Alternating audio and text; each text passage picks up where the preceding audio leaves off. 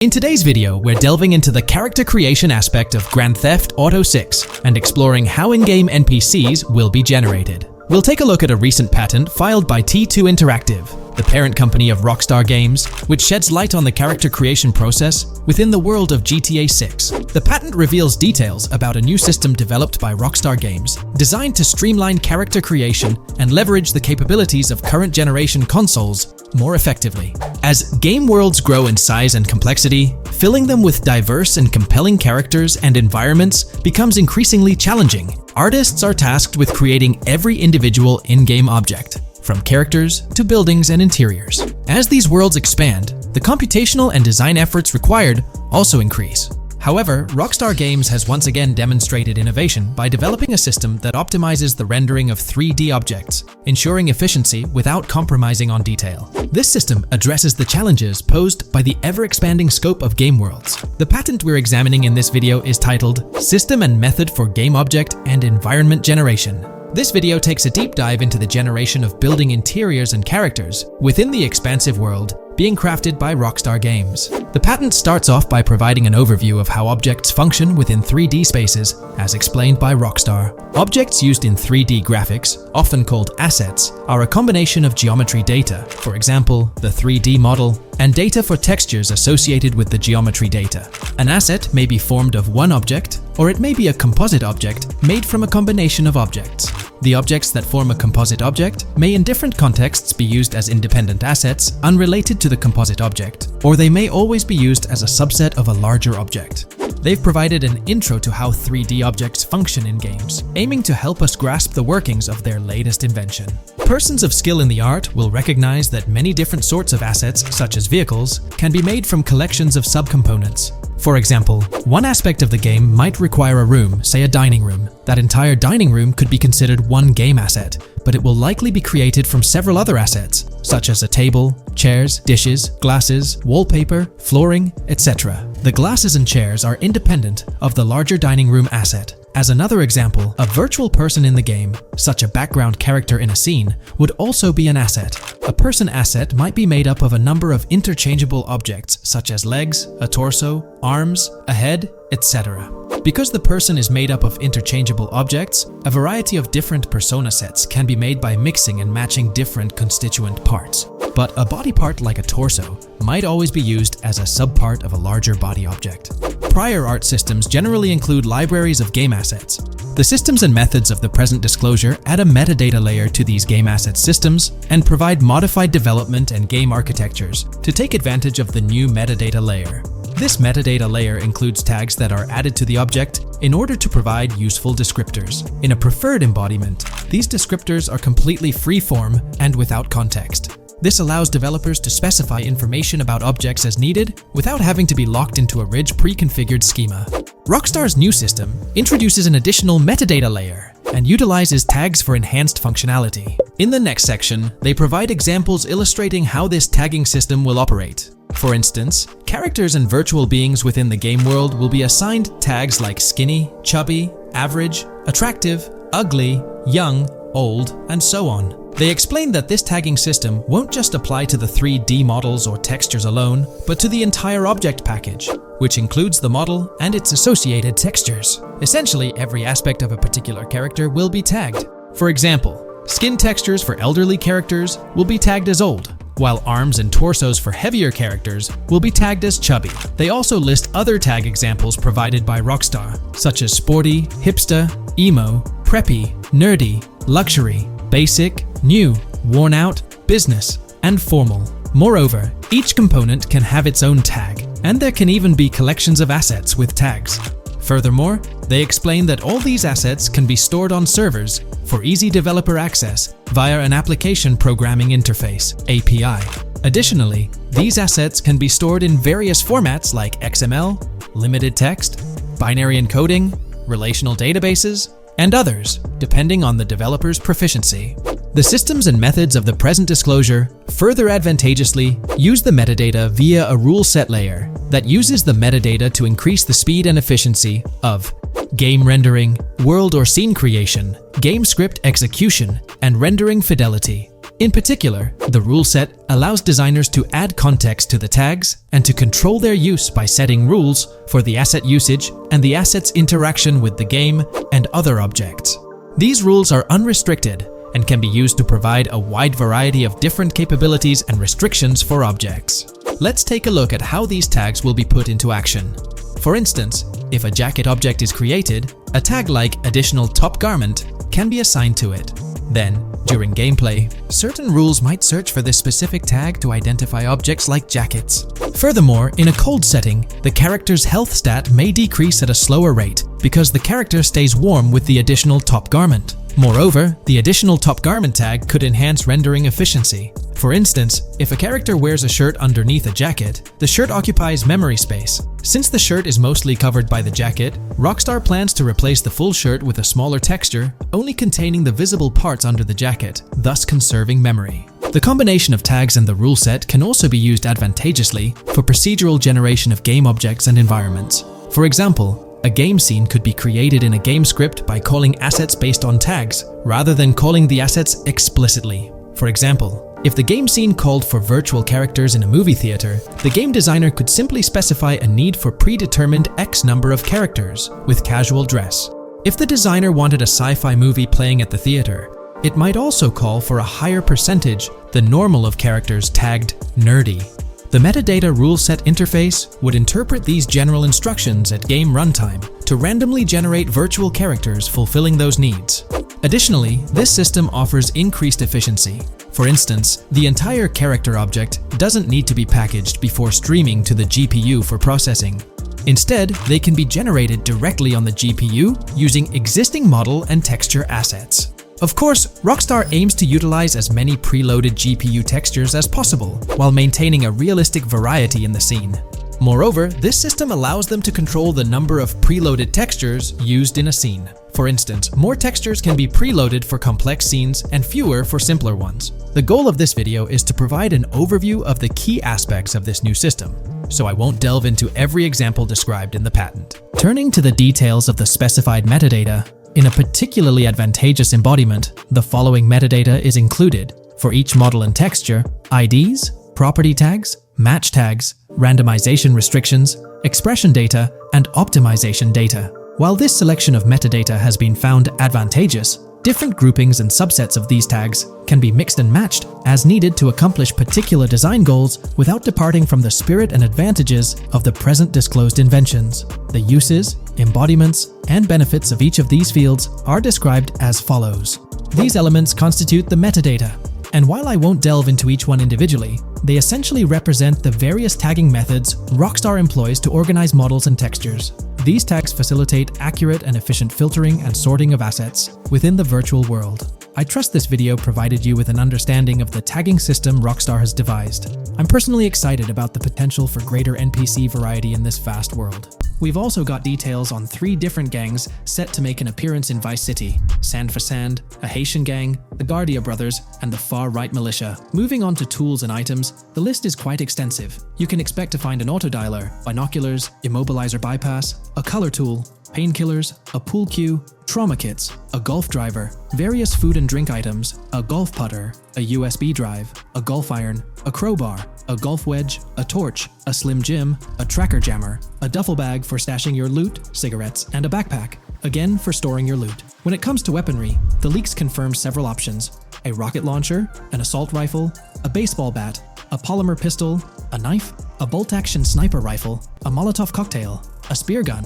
which is intriguing, a smoke grenade, a compact SMG, a flashbang, a micro SMG, a hunter sniper rifle, a heavy machine gun, an auto rifle, and a pump-action shotgun. The weapon wheel system will be divided into 3 sections: weapons, equipment, and gear. This setup is reminiscent of Red Dead Redemption 2, where you had access to your weapons, items, and horse all in one interface. Notably, we've seen glimpses of the ability to hold different weapons in each hand, and there's an additional quick item inventory in the bottom left corner of your screen. In a video clip, we observed an NPC firing at Jason, and shortly after, we noticed that Jason's health was low. A tip appeared on the left side of the screen, indicating You were injured. Your health will regenerate slowly. Open your weapon wheel and use a recovery item to replenish your health faster. Unlike GTA 5, where your health regenerated only up to 50%, in GTA 6, it seems that you may regenerate to full health naturally, albeit at a sluggish pace. However, if you want to expedite your healing process, you can employ a medical item. We've got confirmation on 7 open-world activities that will be available in the game.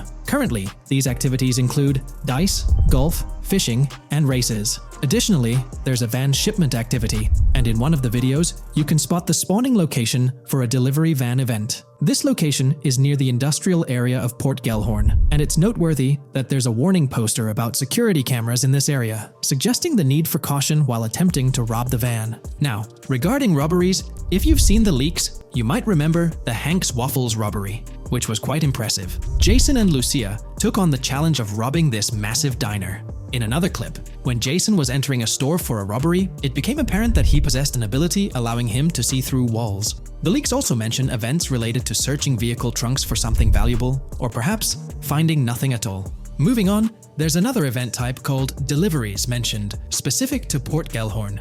It's somewhat challenging to predict the exact nature of these events, but that's all the information we have for now. As for enterable buildings, Grand Theft Auto 6 is set to offer more opportunities for exploration.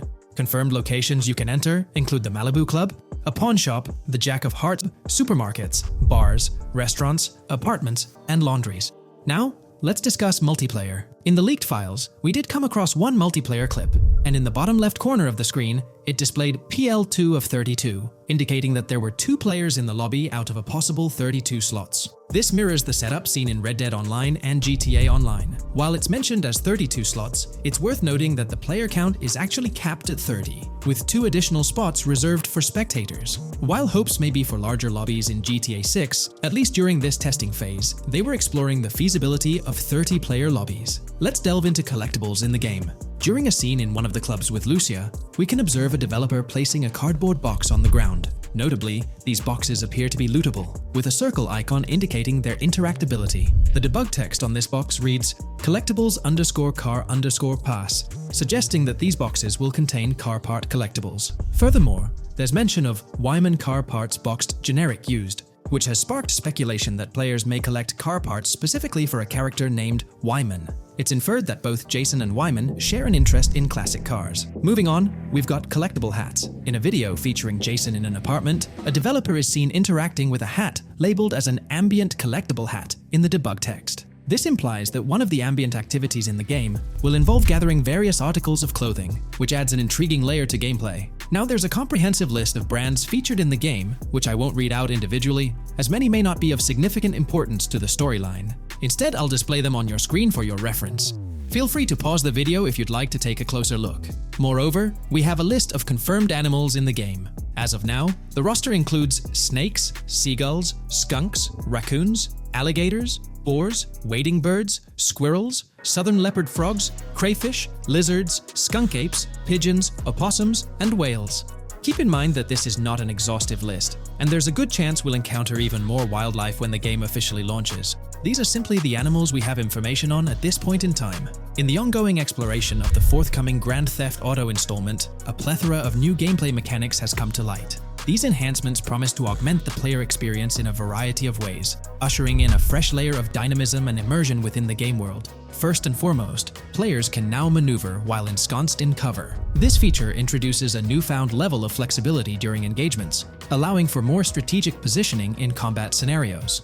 Additionally, the ability to assume a prone position, a feature conspicuously absent in previous iterations of the game, adds an exciting dimension to gameplay, affording players the capacity to lie flat on the ground, potentially enhancing stealth and tactical maneuvers. Furthermore, the inclusion of loot bags offers a means to store surplus items, expanding inventory management options. An interesting addition is the capability to both drop and retrieve weapons, affording players greater adaptability in response to evolving circumstances. During intense firefights, a novel under-fire animation engages, wherein the player character instinctively shields their face from incoming projectiles, providing a more immersive combat experience. In the aftermath of enduring a severe blow, players are granted the opportunity to enact self-revival, potentially turning the tide of adversity. In aiming down sights, the option to seamlessly switch shoulders grants players a tactical advantage, facilitating improved positioning and target acquisition. Moreover, hand-to-hand combat, now includes the ability to execute grabs, diversifying the melee combat mechanics. A noteworthy addition to the game is the implementation of buddy communication, embodied in the buddy comms and buddy ping system. Although specific details remain undisclosed, it is plausible that these features will facilitate coordinated actions between the two main characters, Jason and Lucia. Vehicle combat has witnessed a transformation, as shooting from car windows now entails the complete egress of the player character from the window, enabling full 360-degree firing capabilities, thereby revolutionizing vehicular combat dynamics. The intriguing Eagle Eye system, seemingly exclusive to Jason, allows for a form of wall-penetrating vision, although its applicability to Lucia remains uncertain. Enhancements also extend to interactions with in-game elements. Players will find themselves endowed with a broader range of interactions, such as the capacity to carry bodies, engage in robberies, issue threats, and converse with non-playable characters, NPCs, during heists. Moreover, the ability to collect additional items, including beer bottles and cans, enriches the gameplay experience. Shifting the focus to new gameplay systems, one particularly exciting addition is the concept of money laundering. During the Hank's Waffles robbery, an icon associated with the car wash property, a washing machine adorned with a $sign, has been identified as indicative of money laundering. This suggests that players may have the opportunity to purchase specific types of businesses with the intent of laundering illicit funds in the single-player mode. Moreover, the inclusion of fences introduces a layer of illegal commerce within the game. These fences serve as intermediaries for players to sell illegal items, providing a means to offload contraband and potentially profit from illicit endeavors. The inclusion of hacking mechanics is confirmed to some extent in the game. Lucia is equipped with a set of intriguing tools, including a tracker jammer, immobilizer bypass, USB drive, and an auto dialer. As of now, it remains unconfirmed whether Jason will also have access to these items. Historical leaks from a few years ago hinted that Lucia would be the designated hacker, so the extent of hacking abilities for each character awaits further clarification.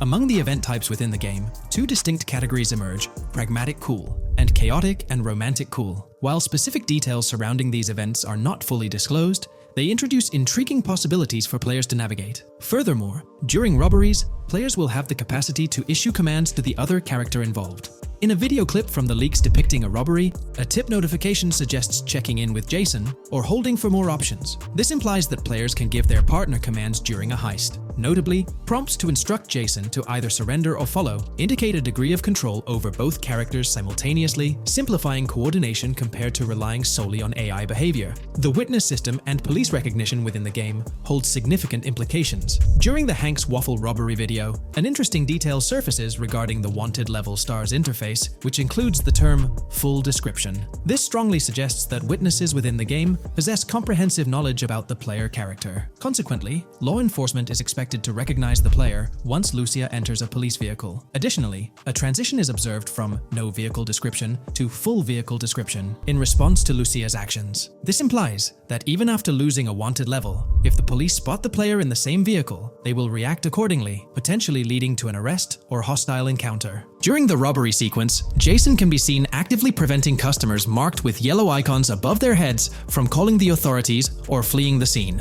Notably, an NPC within the diner exhibits a yellow icon above her head. Following Lucia's exit from the diner, the icon begins to flicker. Subsequently, as Lucia approaches a police car surrounded by law enforcement, the icon shifts to red. The female NPC then departs from the diner, making eye contact with Lucia before hastening away. These developments underscore the sophistication of NPC interactions, presenting a notable advancement in the game's artificial intelligence systems. The prospect of item sharing between the characters Jason and Lucia is on the horizon. A notable example emerges from a video clip where Jason pilfers items from containers, opting to retain some while distributing others. This cooperative element extends to the unlocking of doors and gates, exemplified in a video featuring Jason within the Sand for Sand area, which, if you recall, is the moniker of a gang in GTA 6. In this particular clip, Jason stealthily maneuvers past a red truck, revealing a door from an import garage building bearing the descriptor "door panel locked" in its debug text. In juxtaposition, a gate within the same clip indicates "door unlocked," signifying the necessity of unlocking specific access points. Subsequently, we delve into an extensive catalog of new features, commencing with an upgraded AI system. In a visual excerpt, the enemy AI exhibits an inclination to open fire upon Lucia, when she pivots to face them. This hints at AI entities possessing a heightened acumen for discerning opportune moments to engage in combat. Impressively, AI units adapt their elevation relative to surrounding obstacles, steering clear of potentially disadvantageous head-glitching tactics. Furthermore, a prudent alteration manifests as AI adversaries opting to lower their stance during weapon reloads, a judicious move compared to reloading while exposed in the open. Enhanced AI combat tactics are evident in their lateral strafing maneuvers during shootouts. Notably, NPC behavior has undergone substantial refinement. As discernible in the leaked materials, AI characters no longer traverse the game world in solitary isolation, but now frequently assemble into groups. This intriguing development is reminiscent of a feature previously observed in Red Dead Redemption 2, where NPCs often moved in cohesive units. An illustrative instance materializes in a video where Lucia, carrying a duffel bag, shares the sidewalk with 3 individuals attired as tourists, who engage in animated conversation while strolling past her. This signifies a notable departure from GTA 5, where pedestrians predominantly ambulated in solitary fashion, contrasting with the forthcoming inclusion of group dynamics, perhaps even encompassing couples or social cliques, enhancing the verisimilitude of the game world. A notable addition to the gameplay dynamics is the option to voluntarily surrender to law enforcement during a robbery. The consequences of such an action remain shrouded in uncertainty, warranting further exploration upon the game's release. Furthermore, the mundane act of purchasing gumballs from vending machines emerges as a potentially restorative action. While it can be surmised that gumballs may offer a healing effect, concrete details regarding their function remain pending confirmation. In a nod to realism, akin to GTA 5, the forthcoming installment acknowledges the accumulation of dirt on your character's clothing, reflecting the wear and tear endured during your escapades. The hair and facial hair systems exhibit intriguing variability, with different versions of Jason observable in the leaks, sporting varying hairstyles, including long hair, short hair, stubble, and clean-shaven looks. While not definitively confirmed, this strongly alludes to the introduction of a hair growth system, akin to the one featured in Red Dead Redemption 2. Given the precedents established in the latter game, the likelihood of such a system in GTA 6 appears high. Expanding the repertoire of actions available to players, the ability to consume items directly from your inventory is showcased. When Jason visits a gas station, the inventory reveals options for wine, soda, and fruit consumption, implying that you can partake in these items at your convenience,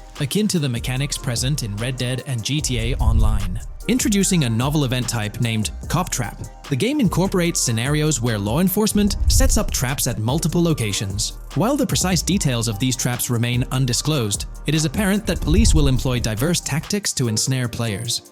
An overhaul in the police system introduces the concept of time until cops dispatch. In this iteration, criminal activities do not instantly summon law enforcement. Instead, players are afforded a brief window to execute an escape before the police response commences. The inclusion of security cameras as a surveillance mechanism adds complexity to evading detection. Unlike the conventional implementation in GTA Online, these cameras employ a detection meter, reminiscent of mechanics seen in games like Payday 2 or Payday 3. Players must act swiftly to evade the camera's line of sight within a specified time frame, akin to a filling bar, to avoid detection.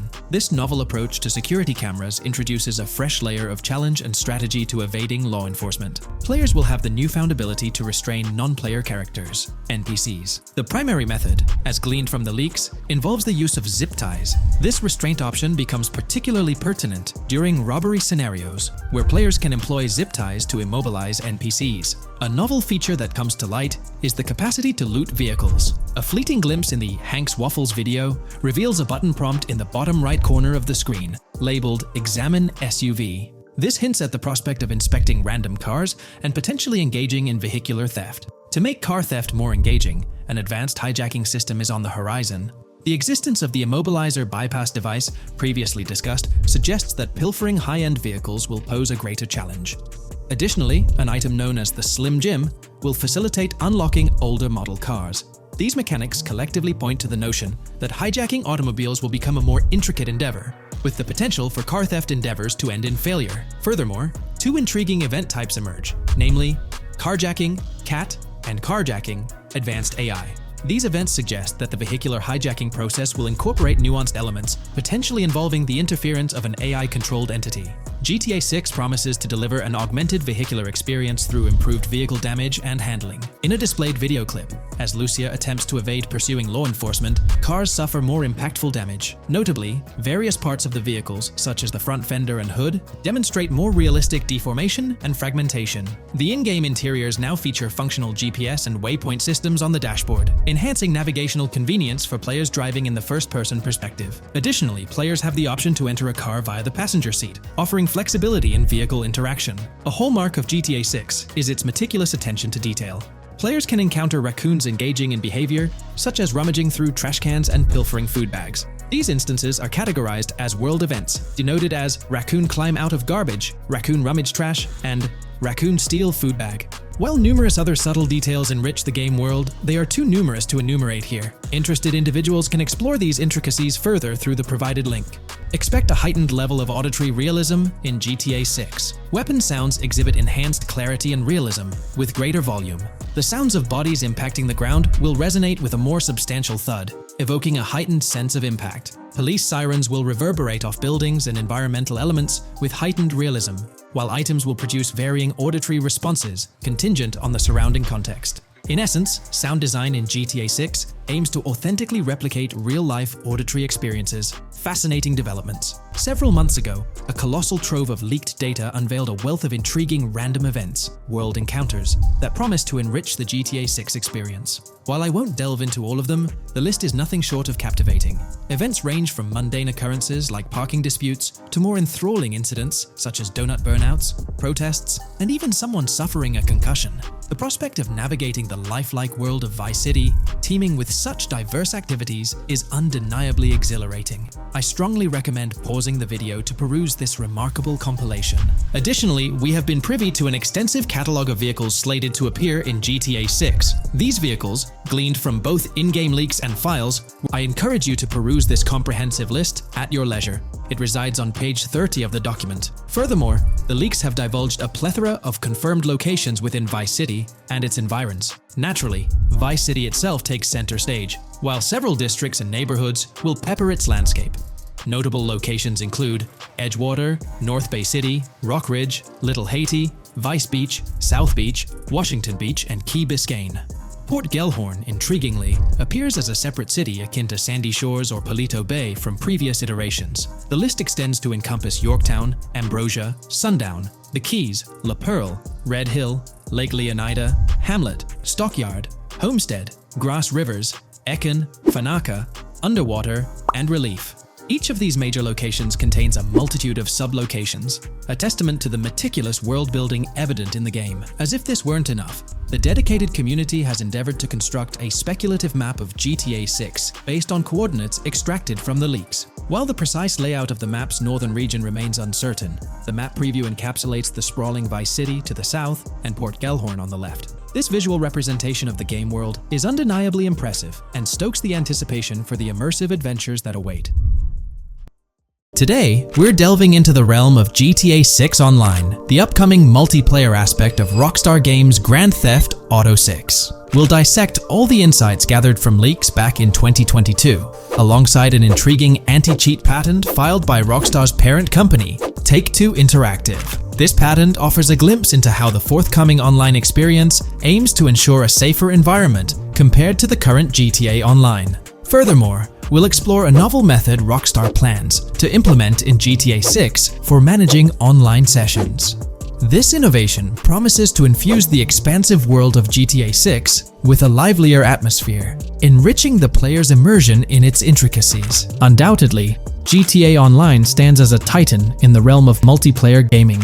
Its enduring popularity has significantly contributed to the ongoing success of GTA 5 over the past 11 years. This success owes much to Rockstar's astute strategy, crafting a robust core game with GTA 5 and then supplementing it with regular content updates for the online segment.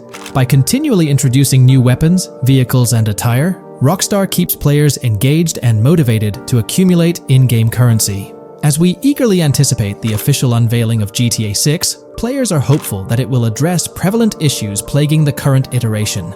Chief among these concerns is the rampant presence of modders and cheaters, whose actions not only disrupt gameplay, but also pose security risks by unlawfully accessing personal data.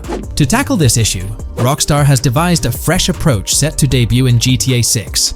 This method aims to bolster the game's security measures. The patent responsible for this enhancement is titled Method and Apparatus for Preventing Cheating in a Video Game Environment by Providing Obfuscated Game Variables. Filed by Take-Two Interactive, Rockstar's parent company, in 2019, this patent outlines a system and method aimed at curbing cheating within video game environments. By disguising game variables in memory, the patent seeks to thwart attempts by players to monitor and manipulate values such as health, ammunition, and in-game currency for unfair advantages.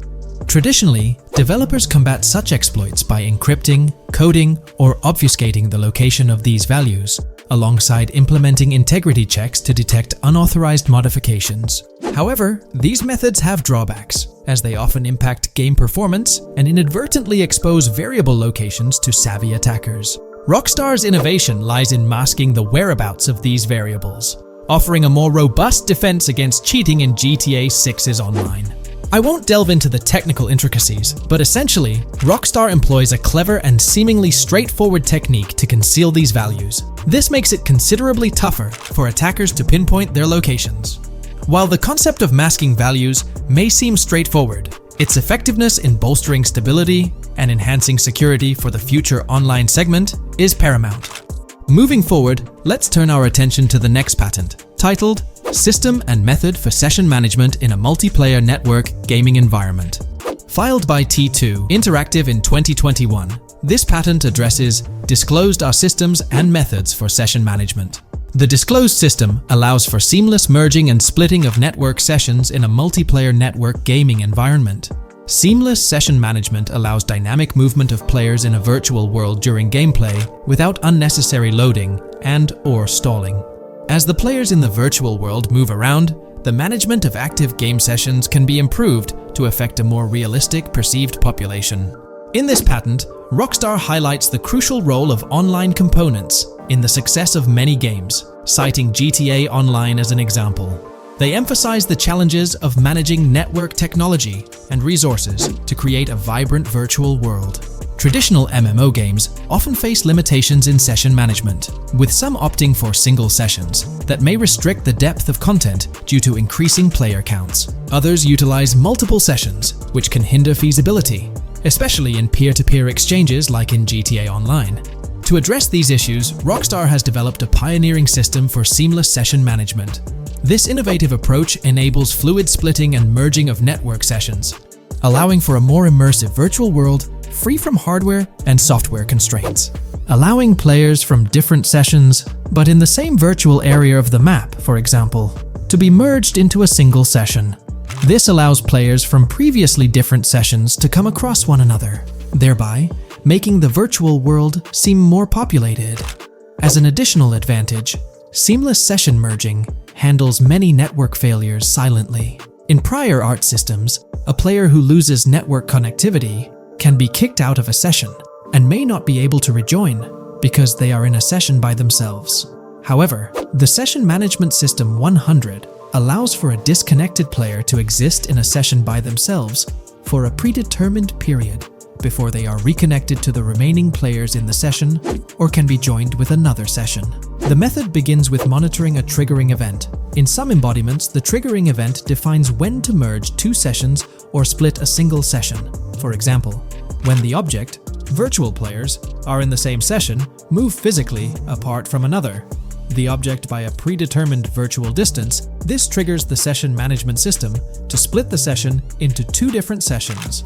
Likewise, if objects from two different sessions are within a predetermined virtual distance from one another, the session management system and merge the sessions to allow interaction between objects of the respective sessions. Other instances of monitored triggering events encompass various player and object actions, including changes in position or visibility, player entries and exits from the virtual world, and game-related activities like mission completions or tutorial beginnings. Rockstar's solution ensures seamless management of these events, preventing inconsistencies such as duplicated objects during session transitions. This approach accounts for factors like virtual geography, team management, networking resources, and social relationships to maintain continuity across sessions. For example, once a session is split, there can be two sessions, each with their own distinct copy of an object. Avoiding this split can avoid players that intentionally duplicate valuable objects to exploit virtual game economics. If these two sessions were to later merge, there can then be two identical objects in the same session. In this manner, the session management system advantageously avoids object duplication when two players are merged following a split. I trust that I've conveyed this information clearly. The implementation of this new system in GTA 6 promises to enhance the game's atmosphere, ensuring a more bustling world while maintaining a high level of detail throughout. Now, let's delve into what we've learned about GTA Online from the leaks of 2022. Multiplayer. In the bottom left in one of the clips, one can see there are two players in a 30-player lobby. This is because there are two slots for spectators, similar to GTA Online and Red Dead Online. There is also a reference to the script host. After that, there is a code which is either the session host or game master. Based on the information gathered, it seems probable that peer-to-peer connections and 30-player lobbies will make a comeback in GTA 6 Online. However, there's a twist in how sessions will operate, allowing for seamless transitions between them. Feel free to share your thoughts in the comments section about everything we covered in today's video regarding GTA 6 Online. Taking a deeper dive into GTA 6, we find out new info around the highly anticipated Trailer 2, highly probable predictions, and the projected timelines associated with this game. Post the unveiling of Trailer 1 on December 5th, 2023, providing enthusiasts with a tantalizing glimpse into the world of the forthcoming GTA installment. Rockstar has maintained a notable silence. Despite the absence of official announcements, the internet has been abuzz with articles and claims, including a recent piece highlighting details allegedly leaked by a Twitter user. It's prudent to approach such assertions with a discerning eye, given the prevalence of misinformation in the digital space, especially with the emergence of numerous GTA 6-themed accounts. Interestingly, amidst the sea of speculations, it's essential to acknowledge the presence of individuals who accurately leaked details about the first trailer on Reddit before its official release. One mysterious figure stands out, predicting not only the featured song, but also pinpointing the release date, directing curious minds to their username as a form of verification. This individual, while refraining from sharing disruptive insights into the game's development, did provide a tantalizing glimpse into new features. Among the disclosed features are the intriguing prospect of dual-wielding weapons, confirmed instances of gore and dismemberment, and the promise of varied sunset colors. A unique addition to the GTA universe includes a Miami-themed 3v3 basketball element, with a connection drawn to a hypothetical collaboration between Rockstar and LeBron James. The figure behind these leaks, having created their account on November 19, 2023, mysteriously vanished shortly after sharing these details, leaving behind a trail of speculative wonder. As we navigate through these uncharted waters of gaming anticipation, the veil of mystery surrounding GTA 6 continues to captivate and enthrall gaming enthusiasts worldwide. Diving deeper into the intricacies surrounding the leaked gameplay footage, it's important to clarify that what we witnessed is not a true representation of the final product.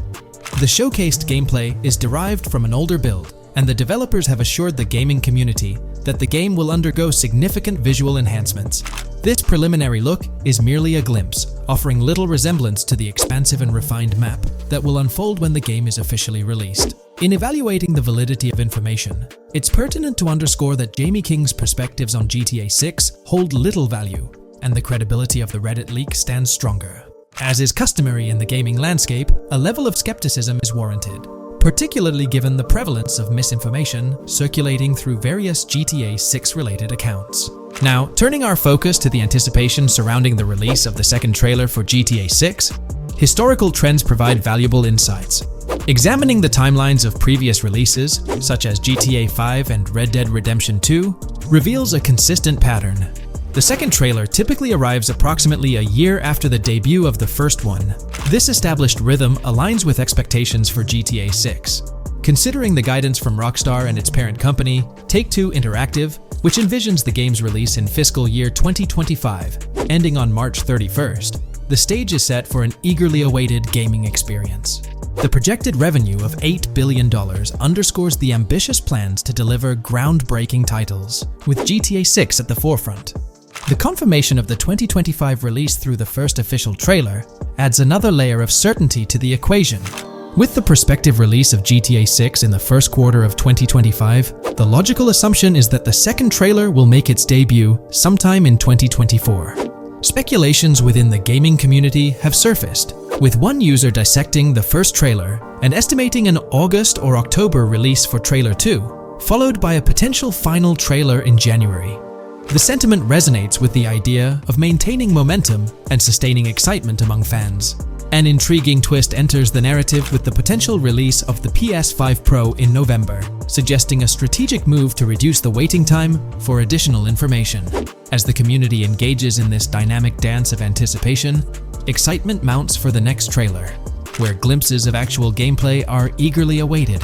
Venturing deeper into the realm of anticipation surrounding GTA 6, comparisons with Red Dead Redemption 2, which boasted 6 trailers, underscore the immense budget and expansive scope that the upcoming installment is set to showcase.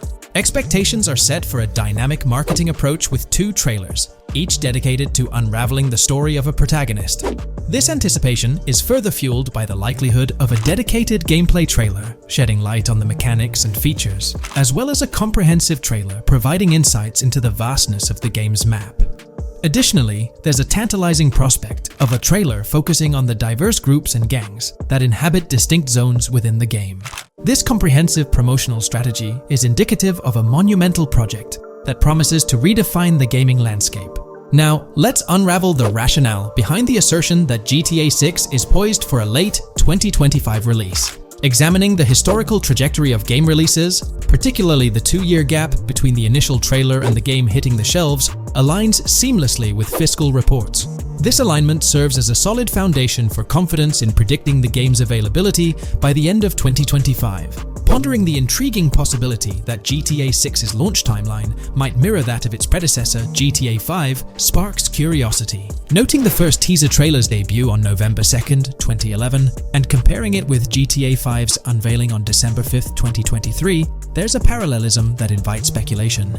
Expanding this analogy to include the release of the first 2 screenshots for GTA 5 on July 12, 2012, suggests a timeline for potential content drops for GTA 6. If we entertain the notion of a 1-year gap between the first and second trailers, mirroring historical patterns, and factor in Rockstar's potential aim for a fall release, an intricate timeline unfolds.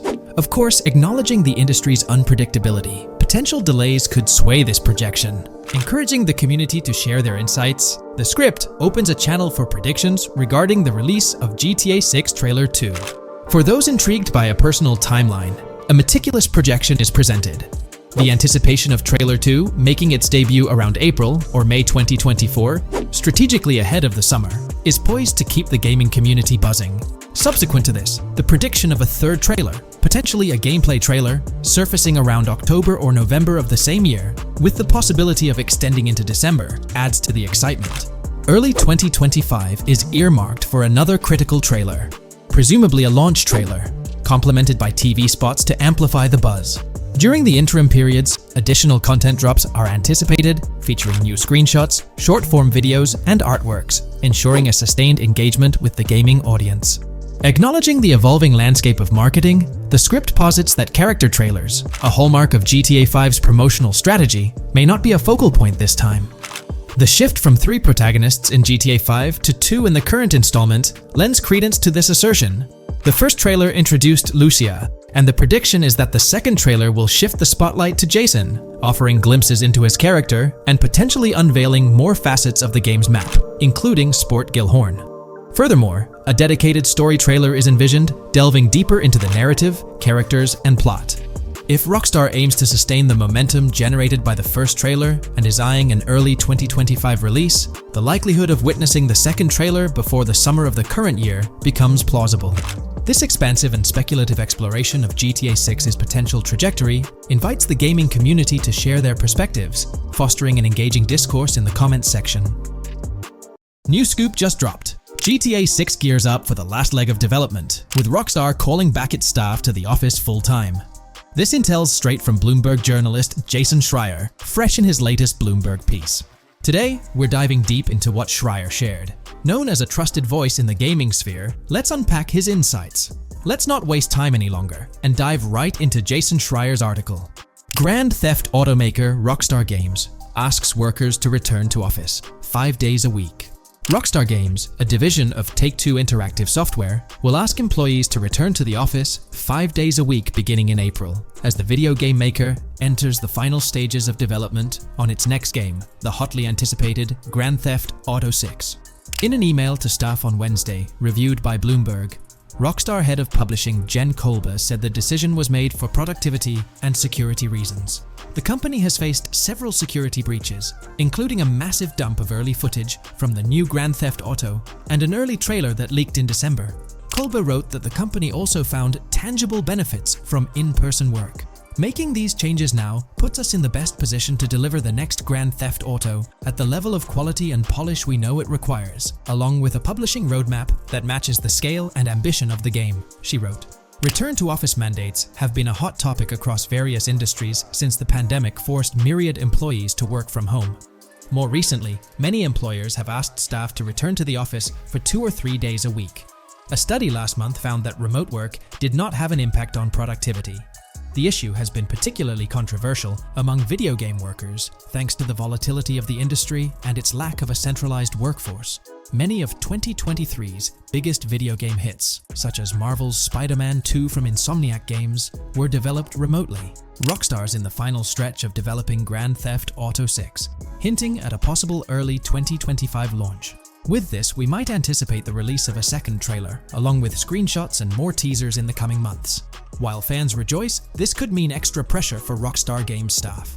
Stay tuned here for updates as Rockstar unveils more details about GTA 6. Are you geared up for the official start of GTA 6 marketing?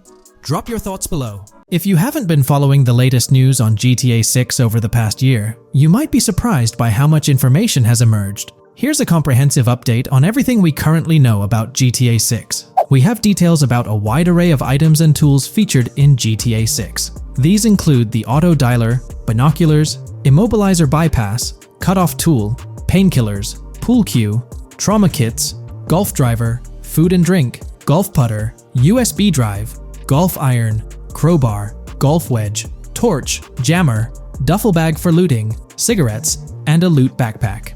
Let's discuss the game engine.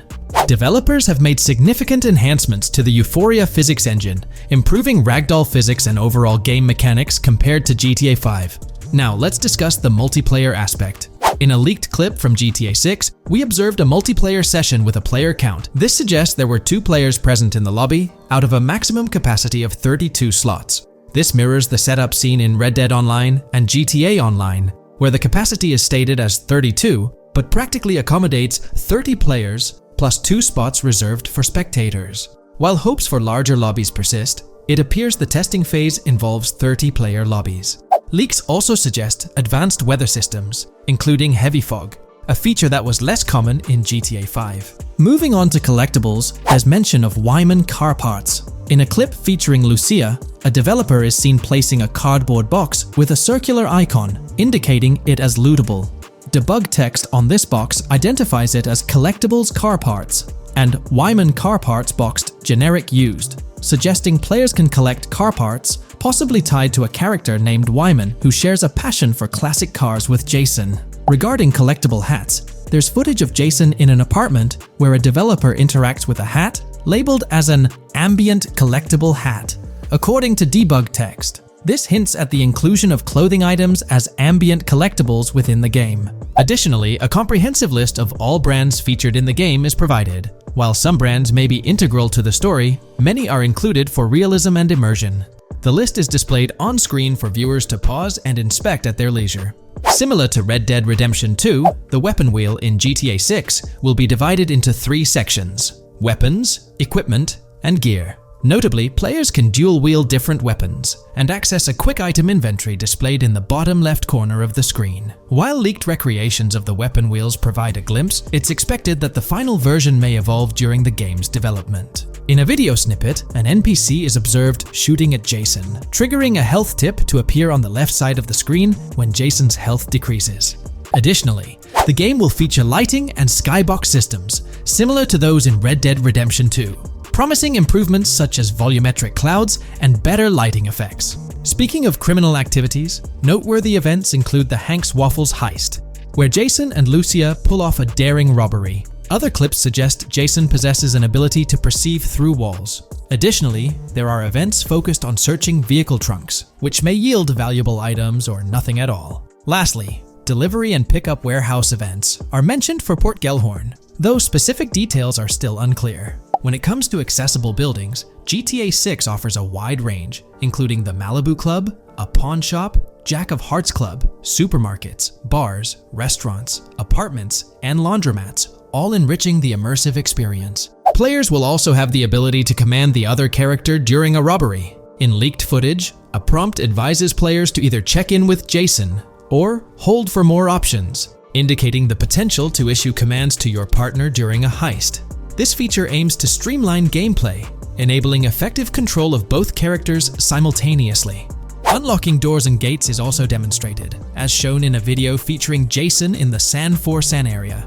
Debug text indicates locked door panels, suggesting the necessity to unlock specific entry points. In addition, a new police system called Time Until Cops Dispatch has been implemented. Now, when you commit a crime, the police won't immediately arrive. Instead, you'll have a brief window to evade capture before law enforcement begins to converge on your location. Security cameras play a role in surveillance, but their function differs from GTA Online. Instead of instant detection, there's a detection meter similar to games like Payday 2 or 3. As the meter fills up, you must break line of sight within a certain time frame to avoid detection. Players also have the ability to restrain NPCs using zip ties, as seen in leaked footage. This feature enhances the realism of robberies, offering greater control over the situation. Additionally, players can loot vehicles, as briefly shown in the Hank's Waffles video. A button prompt to examine SUV suggests the ability to inspect random vehicles and potentially steal valuables from them. A while back, a significant leak revealed a plethora of potential world encounters, random events that occur as you navigate the game world. I've displayed these on your screen, and while I won't go through each one, you'll notice they're quite fascinating. From parking disputes to donut burnouts, protests, and even someone getting a concussion, these events add depth and realism to the world of Vice City. It's exciting to imagine strolling through such a dynamic environment where something is always happening. Take a moment to review them if you like. They're quite impressive. Moving forward, the community has endeavored to construct a map of GTA 6 based on coordinates and locations gleaned from leaks. This preliminary map outlines Vice City situated at the bottom right. The top section of the map remains somewhat enigmatic for now. Nonetheless, this initial map looks incredibly promising, and the excitement for exploring its intricacies is palpable. For the setting, we know about 3 different gangs in Vice City: San San, a Haitian gang, the Guardia Brothers, and the far-right militia. These details create an exciting anticipation for what to expect in GTA 6. Now, let's delve into the variety of confirmed wildlife in the game. Players can expect encounters with snakes, seagulls, skunks, raccoons, alligators, wading birds, squirrels, southern leopard frogs, crayfish, lizards, skunk apes, pigeons, opossums, and even whales. While these are the animals confirmed so far, we anticipate discovering more upon the game's release. These are the species we're aware of at present. Fences in GTA 6 are not just physical barriers to jump over or drive through. They are individuals involved in illegal transactions within the game. Acting as middlemen, these characters buy illegal items from players to resell them to others. Now, let's explore the AI witness system and police recognition feature, which are notably significant. In the Hank's Waffles robbery video, beneath the wanted level stars, there's a mention of full description, suggesting that witnesses can provide detailed information about you. This implies that once identified, the police will recognize you. When Lucia enters a police vehicle, there's initially no vehicle description, but this quickly changes to a full vehicle description. This indicates that law enforcement will possess detailed information about your vehicle. Moreover, the text warns that any vehicle seen entering will be noted by the authorities. This suggests that even after losing a wanted level, if spotted again in the same vehicle, the police will pursue and apprehend you. During the robbery scene, Jason attempts to prevent customers with yellow icons above their heads from calling the cops or fleeing. Additionally, a female NPC inside the diner exhibits similar behavior, with her icon flickering as Lucia leaves, turning red when surrounded by cops. and then fleeing upon spotting Lucia. These advanced NPC systems indicate a more sophisticated interaction model. Regarding item sharing, Jason and Lucia appear to be able to share items between them. For instance, in one clip, Jason steals items from containers, keeping some for himself while sharing others. Regarding sound design, it's no surprise that GTA 6 will feature more realistic soundscapes. Weapon sounds are crisper and more authentic, with increased volume for a more immersive experience. The impact of bodies hitting the floor will have a deeper thud, creating a more visceral effect. Police sirens will reverberate off buildings and environmental elements more realistically, while the sound of items will vary depending on the surroundings. For instance, if you're in a shipping container, sounds will echo more, adding depth to the auditory experience. Overall, these sound enhancements aim to emulate real-life scenarios more accurately, contributing to the game's realism. Moving on, we have an extensive list of every confirmed vehicle slated to appear in GTA 6, sourced from both the game files and leaks. I covered these in detail in a previous video, so I won't repeat them here. However, I've provided them on your screen for your reference. If you're interested in exploring the full list yourself, you can find them on page 30 of the document. The game features improved vehicle damage and handling, as seen in clips where crashes result in realistic effects, like splitting front fenders and bending car hoods. Furthermore, car interiors now include a functional GPS and waypoint system, enhancing immersion, especially in first-person driving. Players also have the option to enter a car from the passenger seat, adding a touch of realism to gameplay. These details highlight GTA 6's commitment to intricate design elements, evident in its meticulous attention to detail throughout the game.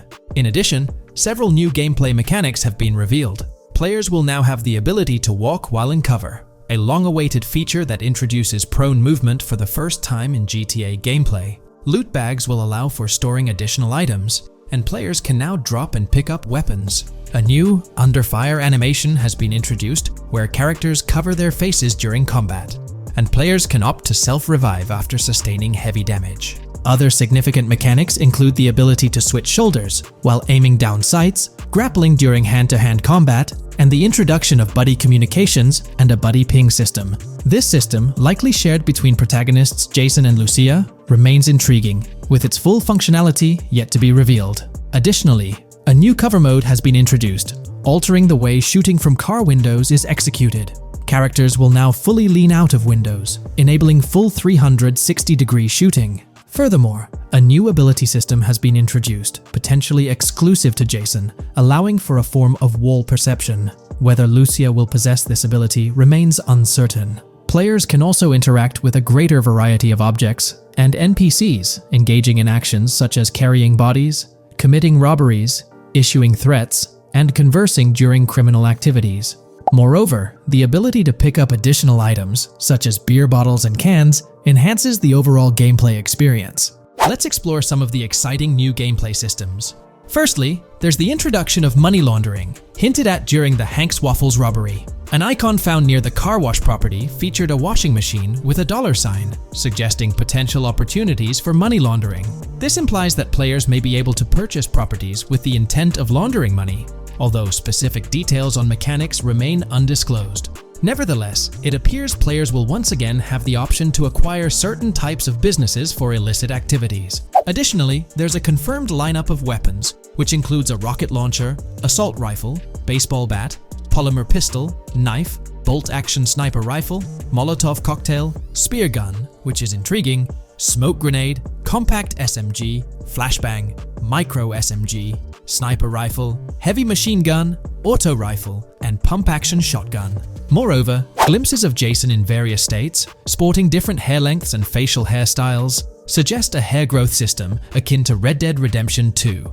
This feature seems highly likely given the game's lineage. In terms of sustenance, players can consume items directly from their inventory. In a scene at a gas station, Jason adds wine, soda, and fruit to his inventory, highlighting the ability to eat and drink on the go, akin to mechanics seen in Red Dead and GTA Online. In GTA 6, you can expect to encounter raccoons rummaging through trash cans and stealing food bags. This is evidenced in the game files, which document 3 world events: raccoon climbing out of garbage, raccoon rummaging through trash, and raccoon stealing food. While there are numerous intricate details to explore, we've uncovered a multitude of confirmed locations spread across Vice City and its surrounding areas. Naturally, Vice City serves as the central hub, encompassing neighborhoods such as Edgewater, North Vice City, Rock Ridge, Little Haiti, Vice Beach, South Beach, Washington Beach, and Key Biscayne. Additionally, there's Port Gellhorn, which appears to be a distinct city akin to Sandy Shores or Palito Bay from previous games. Other notable spots include Yorktown, Ambrosia, Sundown, The Keys, La Pearl, Red Hill, Lake Leonida, Hamlet, Stockyard, Homestead, Grass Rivers, Ikenfaka, various underwater locations, and more. Each of these locales is meticulously detailed, with numerous mini locations nestled within them. It's remarkable how much information we already have about the game's expansive geography. In GTA 6, if your character sustains injuries, health will regenerate slowly over time. To expedite recovery, you can access the weapon wheel and utilize a healing item. Unlike GTA 5, where health only regenerates up to 50% naturally and requires snacks for full recovery, GTA 6 appears to allow for natural regeneration to full health, albeit at a slower rate.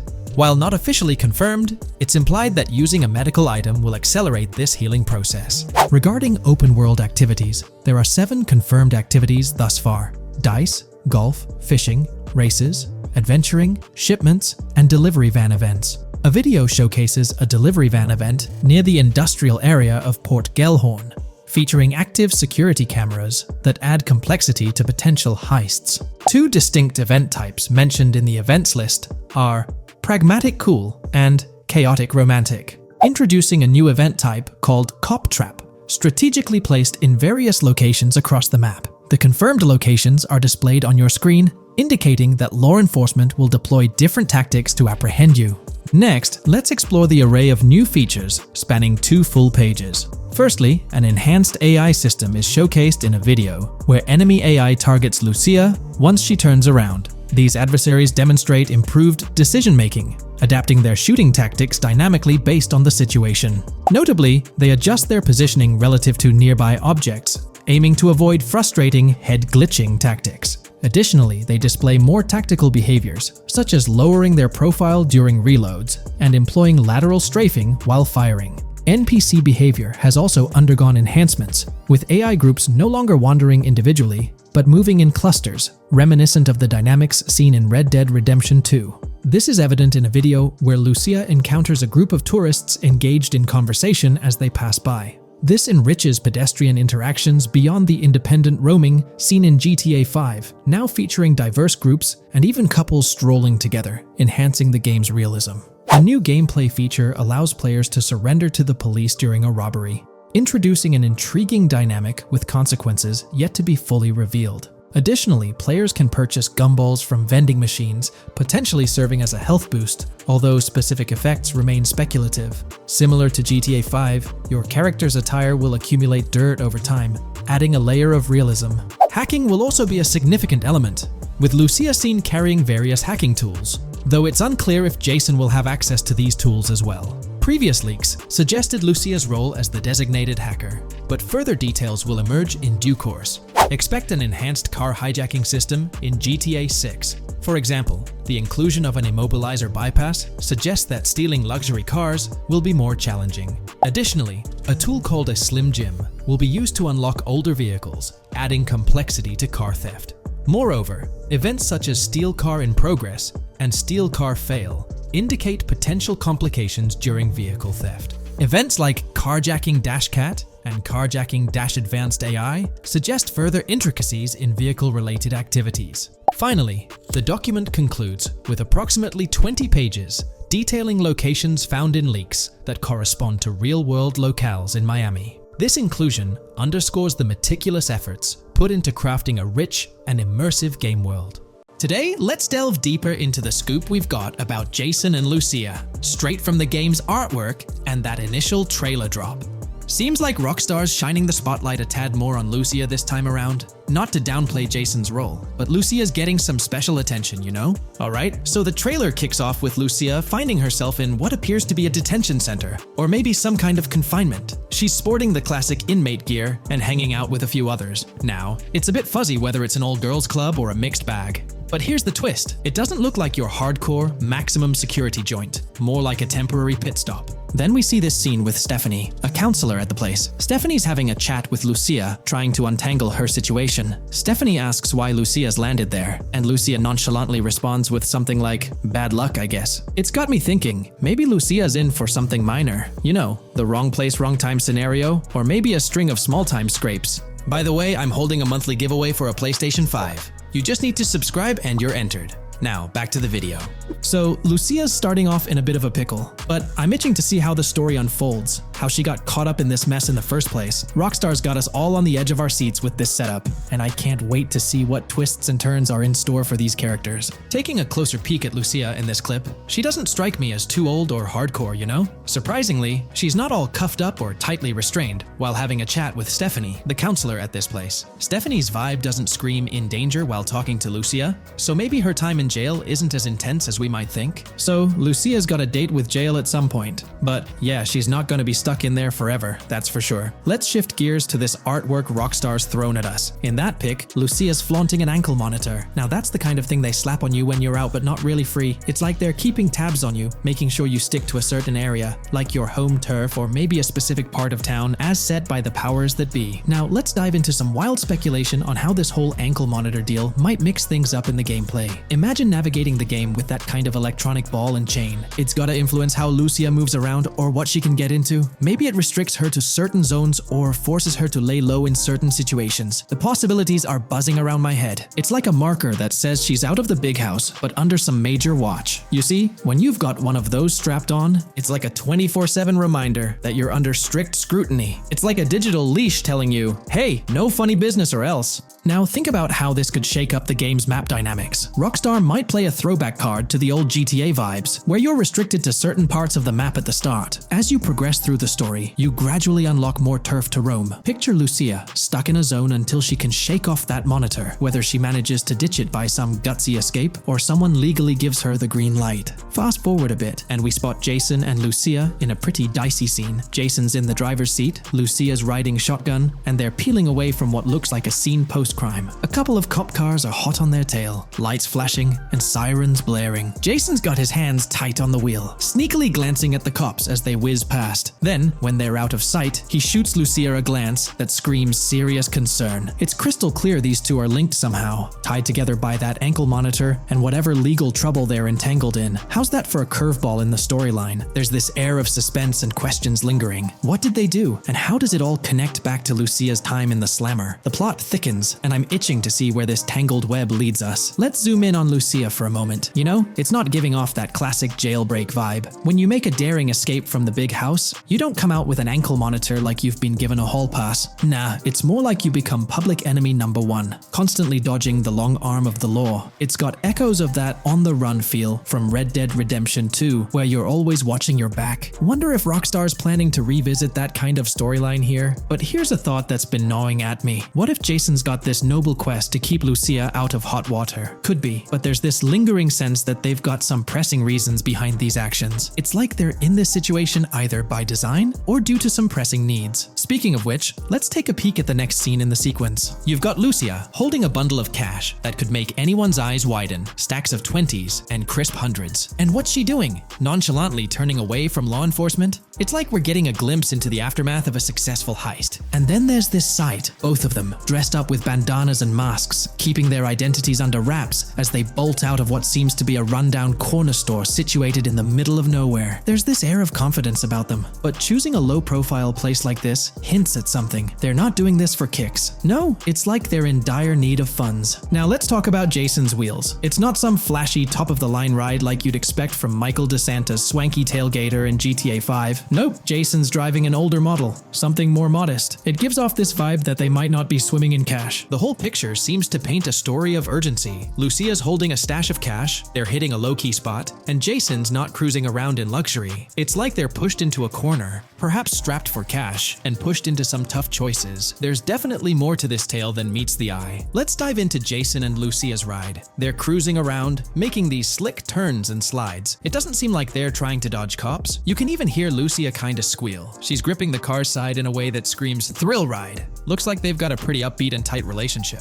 They're heading towards a motel. And guess what? Surprise, surprise, they're more than just partners in crime. Yup, Jason and Lucia are romantically involved. Now, Rockstar's not laying it all out for us, but you can pretty much read between the lines. Now, let's dissect this trust business. Feels like Rockstar's planting seeds for the storyline's ending. Trust can either be kept intact or shattered, right? It's like a pivotal point in a tale of two partners in crime. Maybe they'll face a dilemma where they have to choose between both making it out alive or going for a massive score, but someone doesn't make it to the finish line. Trust seems to be the crux of it all. And here's the kicker, the final scene. They kick open the door of this corner store, all confident, guns out, ready to hit the jackpot. The story concludes on that note. Now, let's switch lanes and talk about the trailer's song choice, Tom Petty's Love Is a Long Road. Interestingly, there's a tweet from Tom Petty's account expressing gratitude for having their song featured in GTA 6's first trailer. The song itself talks about the struggles of maintaining a relationship, how it's not a smooth ride, but worth the effort. So, GTA 6 might just be more than a crime tale. It's shaping up to be a love and trust story. I think Rockstar's aiming for their twist on a Bonnie and Clyde vibe with Jason and Lucia.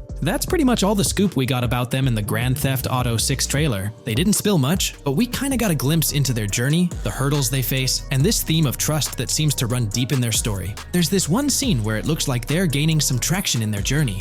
Jason's driving, Lucia's standing up in the passenger seat, and some paparazzi or somebody's snapping their pics. Seems like they've leveled up from their clothes to the car they're driving. So, at some point in the story, they might hit some highs. But knowing how these stories go, it could all come crashing down by the end. So, that's pretty much the lowdown on Jason and Lucia, our main characters in GTA 6. Can't wait to dig into their stories more. What do you folks reckon the GTA 6 plot's gonna be like? Which character are you stoked to play? Drop your thoughts in the comments below. And hey, if you like this video, a thumbs up would be cool. Hit that subscribe button if you're new here and want to stay updated on all things GTA 6. Don't forget to ring that notification bell too. The release of the GTA 6 trailer in 2023 has sent shockwaves of excitement across the gaming community. The anticipation and buzz surrounding this highly anticipated title have reached an all-time high. Fans worldwide are feverishly dissecting every frame, theorizing about the game's setting, characters, and innovative features. The hype is palpable as gamers eagerly await the next chapter in the beloved GTA series, poised to redefine open-world gaming once again. With Rockstar Games' history of delivering groundbreaking experiences, the fervor and enthusiasm for GTA 6 are undeniably at a fever pitch, leaving everyone counting down the days until its eventual launch. In today's video, we're about to explore the intricacies of the Vice City mapping project, unraveling the mysteries of the latest map iteration. Join us as we meticulously analyze the details and draw insightful comparisons between the expansive GTA 6 map and its predecessors within the series. Our adventure doesn't stop there. We'll be immersing ourselves in the leaked information from 2022, unveiling a treasure trove of open-world activities. Brace yourselves for a comprehensive list featuring every nook and cranny on the GTA 6 map, showcasing not only new additions, but also the anticipated return of beloved locations from the iconic GTA Vice City, as hinted in the leaks. Let's kick off this exploration by delving into the heart of the GTA 6 mapping project. For those familiar with it, this official endeavor aims to provide a scale-accurate representation of what players can expect in the actual game. The map sprawls across two major cities, Vice City and Fort Gorn, and every detail is meticulously curated from leaks and the official trailer. Now, for those wondering about the seemingly expansive green spaces on the map, it's important to acknowledge the limitations of our knowledge. The apparent emptiness serves as a stark reminder of the scarcity of information currently available. The top portion of the map, appearing cut off, isn't indicative of boundaries or future expansions, but is rather a canvas awaiting details yet to be unveiled. Addressing rumors about the map's size, speculation abounds that GTA 6 will boast 3 major cities. While Vice City and Port Gorn are confirmed, the third city remains shrouded in mystery. There's a buzz that it might be Yorktown, potentially located north of Port Gorn. However, specifics about the placement of these locations marked in red are still elusive. Now, let's delve into the exciting prospect of exploring key locations on the GTA 6 map. These names, extracted from the official trailer and leaks, offer a tantalizing glimpse into the rich and diverse world awaiting players. Get ready to traverse the landscapes of Yorktown Red Hill Fairyland Forest, near Berryland, a whimsical Disneyland parody, Ambrosia Lake, Leonida, Lore North, Beaches Belleville, Ica, Vice City, Hamlet, Grass Rivers, and the enigmatic Gator Keys. As our journey unfolds, stay tuned for more updates, insights, and speculations surrounding the continually expanding universe of GTA 6. The road ahead promises thrilling surprises, and we're here to navigate it together. Now, let's delve deeper into the intriguing details surrounding Port Gellhorn. The bustling streets and structures around Hank's Waffles Diner, a focal point for a heist according to the leaks, spark anticipation for dynamic in-game events. The meticulous rendering of these locales not only captures the essence of the city, but also invites players to immerse themselves in the narrative-driven experiences that Rockstar Games is known for. Examining the speculative changes in Port Gellhorn, the notable relocation of the Port Gellhorn airfield suggests a strategic reimagining of the city's layout. This shift, coupled with the adjustment of the Port Gellhorn Raceway, hints at a carefully planned urban evolution,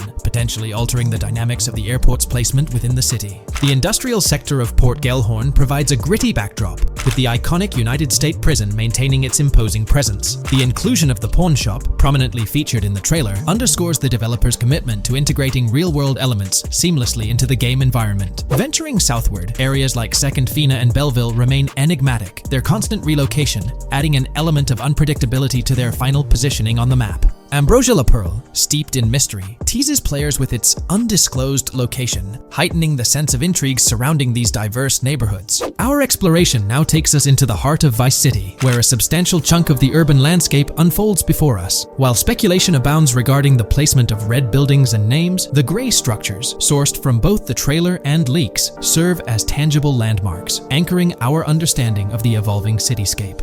Vice Beach emerges as a vibrant district, adorned with numerous hotels that were meticulously analyzed in previous videos, providing a tangible link between the virtual world and its real-life counterparts. Washington Beach, with its diverse skyline, beckons players with promises of new adventures, enhanced by the improved streets of Stockyard, Little Haiti, Rock Ridge, and Crosstown, as showcased in the trailer footage. Descending further into the enchanting realm of Grass Rivers, we come across the enigmatic district of Hamlet, speculated to mirror the charm of Homestead. Yet, the persistent red designation leaves us tantalizingly in the dark about its precise location. This region reveals fascinating landmarks, including a power plant nestled at Turkey Point and a sewage treatment plant, painting a vivid picture of the industrial landscape, as gleaned from leaked footage. The presence of Grass Rivers itself, along with the mysterious Gator Keys and the alluring sundown, adds an extra layer of intrigue to this particular segment of the expansive GTA 6 map. A moment of appreciation is certainly due to the dedicated individuals steering the mapping project, whose commendable efforts grant fans an evolving and detailed peek into the GTA 6 world. Their commitment to accuracy and meticulous attention to detail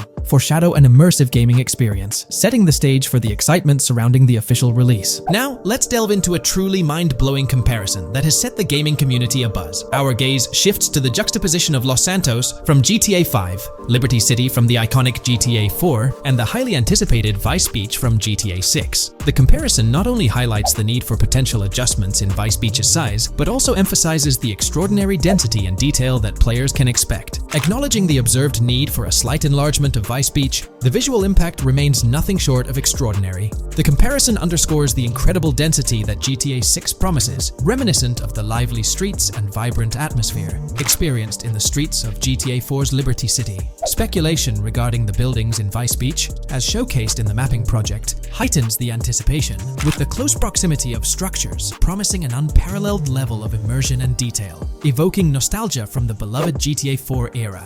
This meticulously crafted map stands as a colossal playground, harking back to the bustling streets that made GTA 4 a standout title. The intricate detailing, the tightly packed urban landscape, and the anticipated density all point towards an experience that pays homage to the franchise's esteemed roots, while pushing boundaries in the expansive open-world genre. The enormity of GTA 6, both in size and detail, heralds a new era in gaming. The astonishing comparison, showcasing the potential density and intricacy of Vice City, is nothing short of a revelation. A special acknowledgement goes out to the mapping community for their outstanding work in envisioning an entire Vice City characterized by a multitude of buildings. The level of density and detail promised is unprecedented and is set to redefine the benchmarks of open-world gaming. The concept of an expansive map allegedly featuring 3 cities elevates the excitement, presenting players with a gaming landscape of unparalleled proportions. Now, delving into the realm of open-world activities revealed in the 2022 leaks, the thrill intensifies. With 4 confirmed activities and the potential inclusion of DICE, GTA 6 promises a diverse range of immersive experiences. Golf, fishing, and races are confirmed elements that contribute to the dynamic and engaging environment that Rockstar Games is crafting. A particularly intriguing moment unfolds in the trailer, as Jason, visibly nervous, speeds away from a robbery scene, with Luke clutching the ill-gotten cash. In the distance, the iconic Topgolf in Doro makes a cameo, a real-world entertainment destination located in Doro, Florida. The climate-controlled hitting bays, HD TVs, and sports bar elements create an enticing backdrop for players to explore. This real-world integration adds a layer of authenticity, bridging the gap between the virtual and real worlds. Fishing, poised to be a serene yet potentially rewarding pastime, is expected to be available from various locations in the vast ocean. Races, an integral and adrenaline-pumping element of the GTA series, are set to deliver high-octane excitement that fans have come to expect from the franchise. Furthermore, a detailed list from the GTA 6 document unravels every location visible in the leaks on the GTA 6 map. This includes not only new and thrilling destinations, but also the return of iconic locations from the beloved GTA Vice City. The inclusion of familiar locales adds a nostalgic touch, creating a seamless connection between the past and the present within the expansive world of GTA 6. Now let's embark on a comprehensive exploration of some of the familiar locales, making a triumphant return in GTA 6. As unveiled by the Mapping Project. These recognizable names from the GTA Vice City era evoke a sense of nostalgia, rekindling memories of past gaming experiences. Leaf Links, Malibu Club, Washington Beach, Ocean Drive, Ocean View, and Little Haiti are just a few examples of the beloved spots that players will once again encounter in the immersive world of GTA 6. It's a poignant journey back in time as we rediscover these iconic locations, now reimagined and seamlessly integrated into the highly anticipated GTA 6 map. Venturing further into the extensive list of locations, our focus remains on the map, unveiling an array of intriguing places that contribute to the game's richness. Among these, the Jack of Seas nightclub takes center stage, having made appearances in both the official trailer and the leaks from 2022. While a detailed reading of every location is beyond the scope, feel free to pause the video and explore these fascinating spots at your own pace. From quaint small stores to the distinctive stone sculpture gracing Vice Beach, each location adds layers of detail and authenticity to the sprawling game world, some of which have been exclusively revealed through leaks. Shifting our gaze to Port Gilhorn, a diverse array of captivating places awaits discovery. The car wash, soccer field, a bustling basketball court, the Ambrosia Farm, and the intriguing King Neptune statue are just a glimpse into the eclectic offerings in this part of the map. Sailing through the Keys, exploring underwater ruins, investigating an underwater research facility, and contemplating the mysteries of the Bermuda Triangle add an extra layer of fascination to the GTA 6 experience. With the unveiling of the Mapping Project, the sheer depth and meticulous attention to detail that Rockstar is investing in the GTA 6 map become even more awe-inspiring. The possibilities for Easter eggs and hidden secrets in this expansive and densely packed landscape seem limitless. As we peel back the layers, the anticipation and excitement for the intricate world Rockstar is crafting only intensify. Today's video will delve into the latest iteration of the GTA 6 mapping endeavor. The developers have expanded and refined the GTA 6 map significantly, making it the most comprehensive fan-made project to date. It incorporates all available data from leaks and the initial official trailer. We'll explore the recent updates to the map and conduct a fascinating comparison between the current GTA 6 map and those of previous GTA games. Additionally, we'll examine a fan-created satellite view of the GTA 6 map, along with the inclusion of Tommy Vercetti's mansion spotted in the trailer. All of these elements will be discussed in detail throughout this video. Let's kick things off with the GTA 6 mapping project. Changes have been implemented across all regions of the map. To ensure we cover everything comprehensively, we'll begin our tour from the northwest and work our way down, addressing each modification along the journey. Firstly, the map's dimensions have been expanded from 16,000 by 16,000 to 18,000 by 18,000 to accommodate the newly added landmass. Each square on the map measures 500 x 500 meters. Based on the latest estimations, the map will be larger than before, requiring more space to accommodate all its features. Currently, the northern portion of the map remains unknown, which contributes to its perceived size. Hence, the map extends beyond what's visible on the screen. According to rumors, the GTA 6 map is speculated to encompass 3 major cities. Presently, we're aware of 2. Vice City, the largest city, and Port Gorn, which has undergone further expansion in the latest map update. The third location, Yorktown, is anticipated to be modeled after Tampa. Rumors suggest that it could be the third major city featured on the map. However, at present, there's limited information available about it in the leaks. The only indication we have is a sign displaying New York Tune within Port Gorn. Regarding Port Gorn, details are scarce apart from its name and general location. It's positioned north of Fort Killorn and east of Yorktown, Moving on, we encounter Hank Hill, one of the notable elevations in the game. Despite Florida's predominantly flat terrain, Rockstar has incorporated hills sporadically to diversify the landscape. Adjacent to Hank Hill are the Domed Hills, another series of elevated areas. Notably, the border of a river is highlighted in orange, indicating speculative terrain. Nonetheless, it appears to be situated in the vicinity of Red Hill, a small town positioned near Lake Leonida. The largest body of water, Lake Leonida, sits approximately at the map's midpoint, drawing parallels to Lake Okeechobee in real life. To the north of Lake Leonida lies Fairyland Forest, a wooded area neighboring Fairyland, a playful nod to Disney World. To the east of Lake Leonida, you'll find Ambrosia and Laurel, two additional small towns, along with North Beaches. Heading south from Yorktown, we reach Port Gorn, which has undergone expansion westward. The buildings and roads depicted in black and grey correspond to those visible in leaked footage and the trailer. Roads highlighted in red, along with orange borders, remain speculative. However, the port area shows two speculative buildings and a portion of the border that's confirmed. The Bay Area has seen overall enlargement, including modifications to the speculative islands near Port Gorn. Additionally, a newly added section featuring small islands and a confirmed border indicates further expansion. With these developments, Port Gorn's size may rival that of Vice City. It might not match Vice City's scale, but it could rival, if not surpass, GTA 5's Los Santos, which is remarkable, considering it's our second city on the map. Additionally, the confirmed borders of Port Goro have been adjusted based on new evidence. The remaining areas in Port Goro largely remain unchanged. We still have Han Waffles Diner, surrounded by its buildings and structures, along with Port Gorn Motel, Gorn Bluff, the Pawn Shop, Port Gorn Raceway, Port Gorn Airfield, and the United State Prison. Belleville and Econfina remain situated near Vice City. Now, focusing on Vice City itself, much of it retains its layout from the previous map update. We observed the increasing density of the map, particularly with the Stockyard and Crossdown area now filled in, along with the hotels in the Vice Beach area. The proximity of the buildings to one another is quite striking. Additionally, the buildings on Pelican Harbor Island remain consistent with the previous update. However, there's been a recent discovery. I'd appreciate your thoughts on this matter in the comments below, as it could potentially be significant if confirmed. According to this viewer, they claim to have identified Tommy Vercetti's mansion in the trailer. They're referring to this specific mansion situated on the middle island, directly behind the enormous yacht. It bears a striking resemblance to his iconic abode, raising the possibility that it could indeed be the one.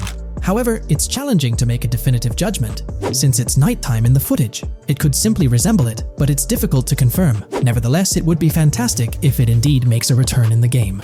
The recent update brought significant changes to Vice City, particularly with the Vice City port. This is where the scene featuring the bolt shot from the trailer takes place. Now, we have a clearer understanding of its entire border, with some buildings identified. There are two speculative buildings, along with some confirmed ones. The bridges have been updated, and there have been adjustments to the speculated Raya Way. Furthermore, the FLP Solar Amphitheater has been relocated northward based on new evidence. The Vice City International Airport metro station has also undergone updates, aligning with new information from leaks. Notably, the airport now appears more complete, with an additional hangar. These encompass all the changes made to Vice City. Now let's shift our focus to the Grass Rivers, as they've also received updates. The speculative landmass along the west coast has been adjusted to accommodate the map expansion. Notably, the Lake SLW waterway now connects to the Grass Rivers, providing insight into the potential appearance of this swampy region on the map. A scene from the trailer showcased the Airbolt, a vehicle likely used for traversing these areas. Hamlet remains in its original position, serving as a parody of Homestead. It's interesting to note the location of the Shaka Shed, situated in the middle of the Grass Rivers, reminiscent of the shacks seen in Lemoyne in Red Dead Redemption 2. This suggests that this area may draw inspiration from its counterpart. Furthermore, I anticipate hunting to be quite intense in this region, given the presence of alligators, snakes, and lizards. The diverse wildlife, particularly at night, is bound to create a thrilling atmosphere. Additionally, changes have been made to the Gator Keys and the surrounding islands, as observed in the trailer. More specifically, there have been additions to speculative locations, such as Bird Key, based on new evidence. Additionally, some speculative areas across the map have been updated. That wraps up the analysis of the latest version of the GTA 6 mapping project. It'll be intriguing to see how closely it aligns with the actual map. Moreover, let's delve into a fascinating comparison between this latest version and all the other maps in the GTA series. Take a look at this comparison. On the left side, you'll find the latest version of the GTA 6 mapping project. Above it, there's the map of North Yankton from GTA 5. To the right of the North Yankton map, you'll see the island of Copico from GTA Online.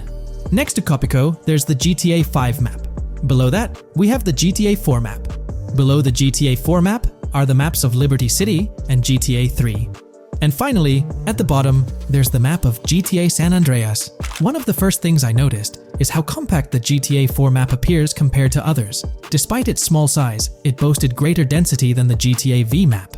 Streets were closely packed, and every inch of space was utilized efficiently. Anyone who's played GTA 4 can attest to the unparalleled density of its city, brimming with intricate details. I anticipate a similar level of density and attention to detail in the GTA 6 map.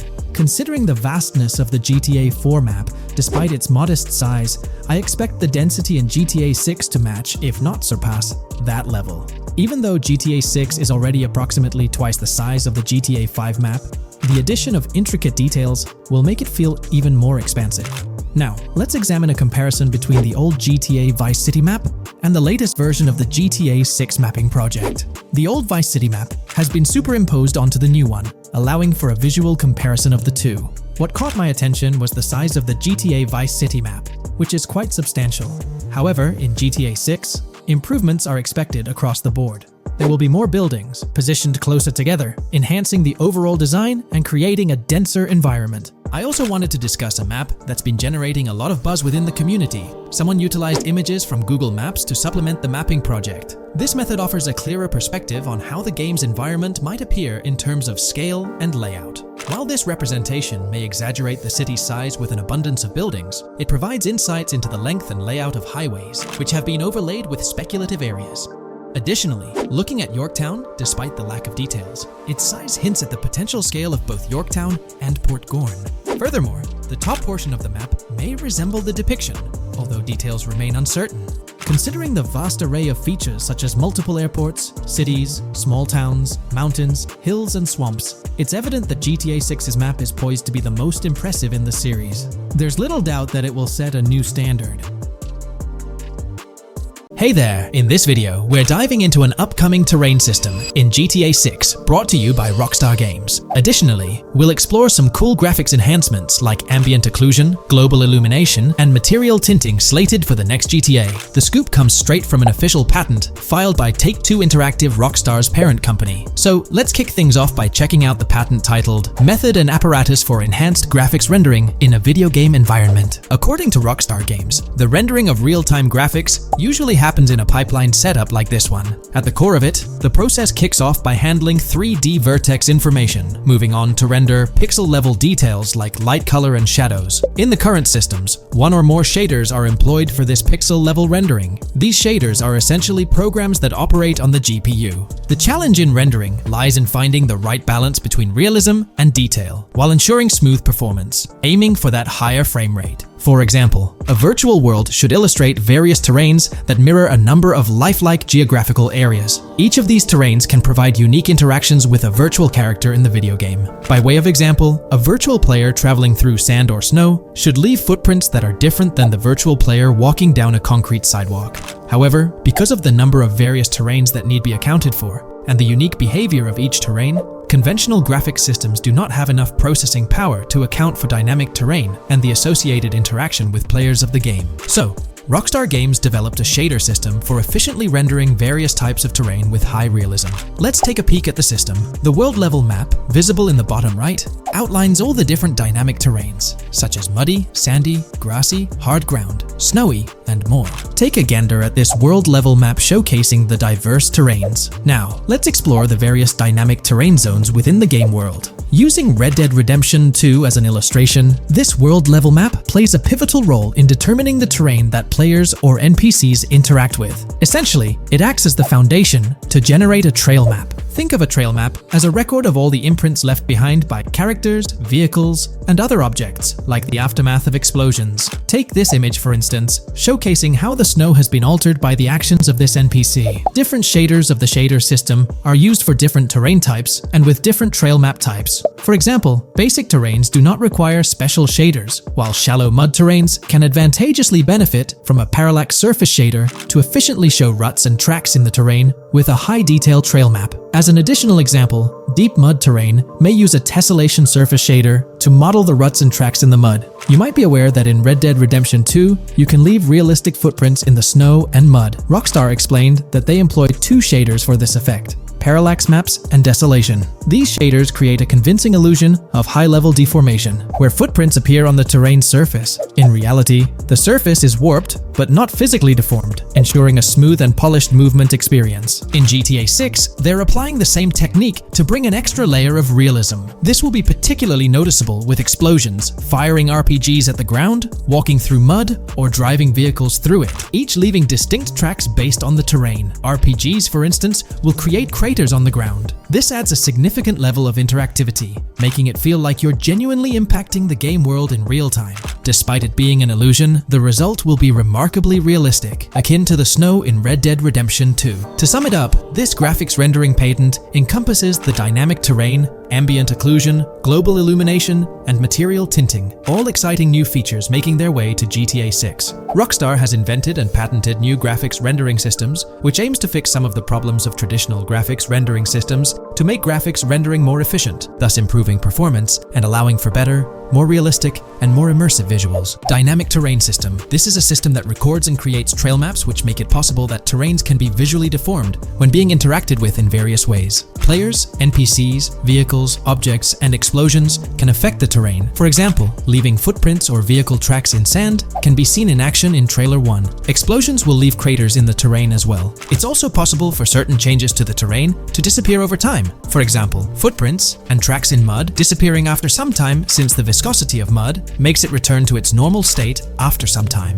There are different types of terrains, for example, muddy, sandy, hard ground, grassy, or snowy terrain. Each type of terrain will react differently. A sandy terrain will be more easily deformed than a grassy terrain, for example. In the initial part of our video, we delved into the rendering pipeline, which also incorporates a lighting stage. While conventional systems often utilize cube maps for pre-rendering lighting, it's worth noting that this is mainly for static elements. When it comes to dynamic characters, pre-computed lighting falls short in accommodating changes from objects within the scene. Although ambient occlusion can be pre-baked, it lacks the capability to update dynamically. Realism takes a hit due to this. Conventional systems often incorporate static lights to mimic reflected light, like sunlight bouncing off the ground and under a table. However, this static approach fails to update with changes in the light source. To address these challenges, Rockstar has patented new systems. Ambient occlusion. This is a graphics technique that can be utilized in multiple forms to determine how light and shading are displayed on an object. It can lead to darkened areas,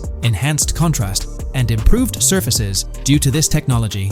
This patent's ambient occlusion system offers some special advantages. Determined by either preset or randomized assets based on developer discretion, the lighting can greatly provide a new vision to world building to make certain areas stand out, akin to a real-life setting.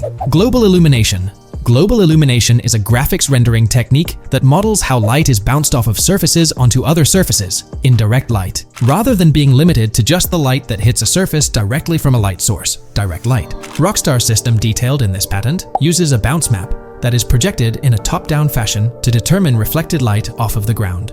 This bounce map is then converted into a texture that provides an approximation for the expected bounce back of light. This simulates the effect that would be achieved rendering the multiple passes of lighting to account for the natural bounce reflections. The bounce map can then be integrated into the lighting pipeline. During this, a technique is used to determine the area that needs this extra pass for each frame. This way, only the visible and required area is rendered with this technique, thus making it very efficient and less performance intensive. Overall, this provides many of the benefits of ray tracing without the computational expense. Ray-traced global illumination will probably still be in the game.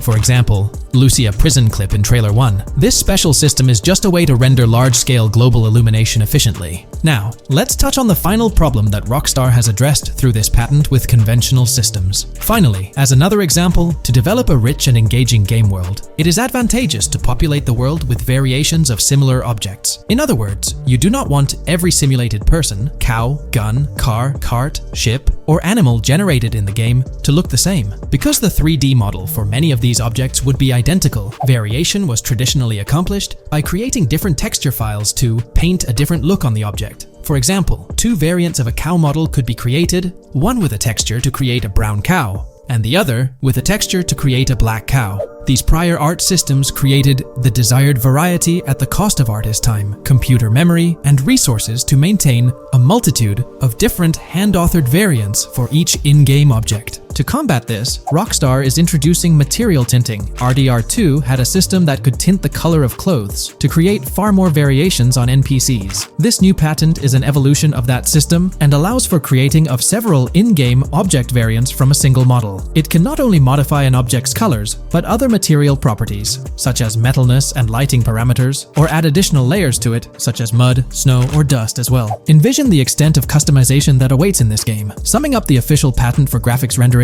it's evident that Rockstar has elevated numerous systems from Red Dead Redemption 2. Share your thoughts on everything covered in today's video in the comments below. In today's video, I'll be discussing the recent developments in the GTA 6 mapping project. We'll delve into the latest additions, including new locations featured in Trailer 1, adjustments to existing locations, refinements in certain areas, and exciting discoveries from the latest trailer, such as the yacht interior, surfboards, Princess Robot bubblegum, and more.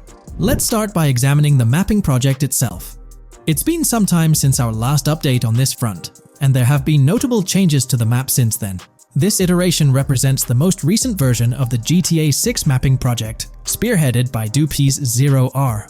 Below, you'll find a roster of individuals who have contributed to this endeavor, and it's worth noting that this list has been recently updated. This project stands as the largest and most comprehensive effort within the fan community, with the goal of predicting the map of GTA 6 as accurately as possible prior to its official unveiling. Dupee's Zero R mentioned that there's still an extensive list of elements to incorporate and modify, but for now, this update suffices. Anticipate further alterations to the map in subsequent updates. This iteration represents the latest version of the GTA 6 mapping project. Notable adjustments have been made to the legend and the manner in which various elements are annotated on the map. All markers now include viewing cones to indicate their general viewing direction. However, it's important to note that the angle of these cones is merely symbolic.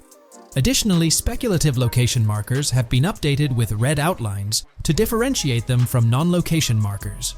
Furthermore, coordinate markers now display their corresponding clip names for easier identification. Changes have also been made to the naming conventions in the key section.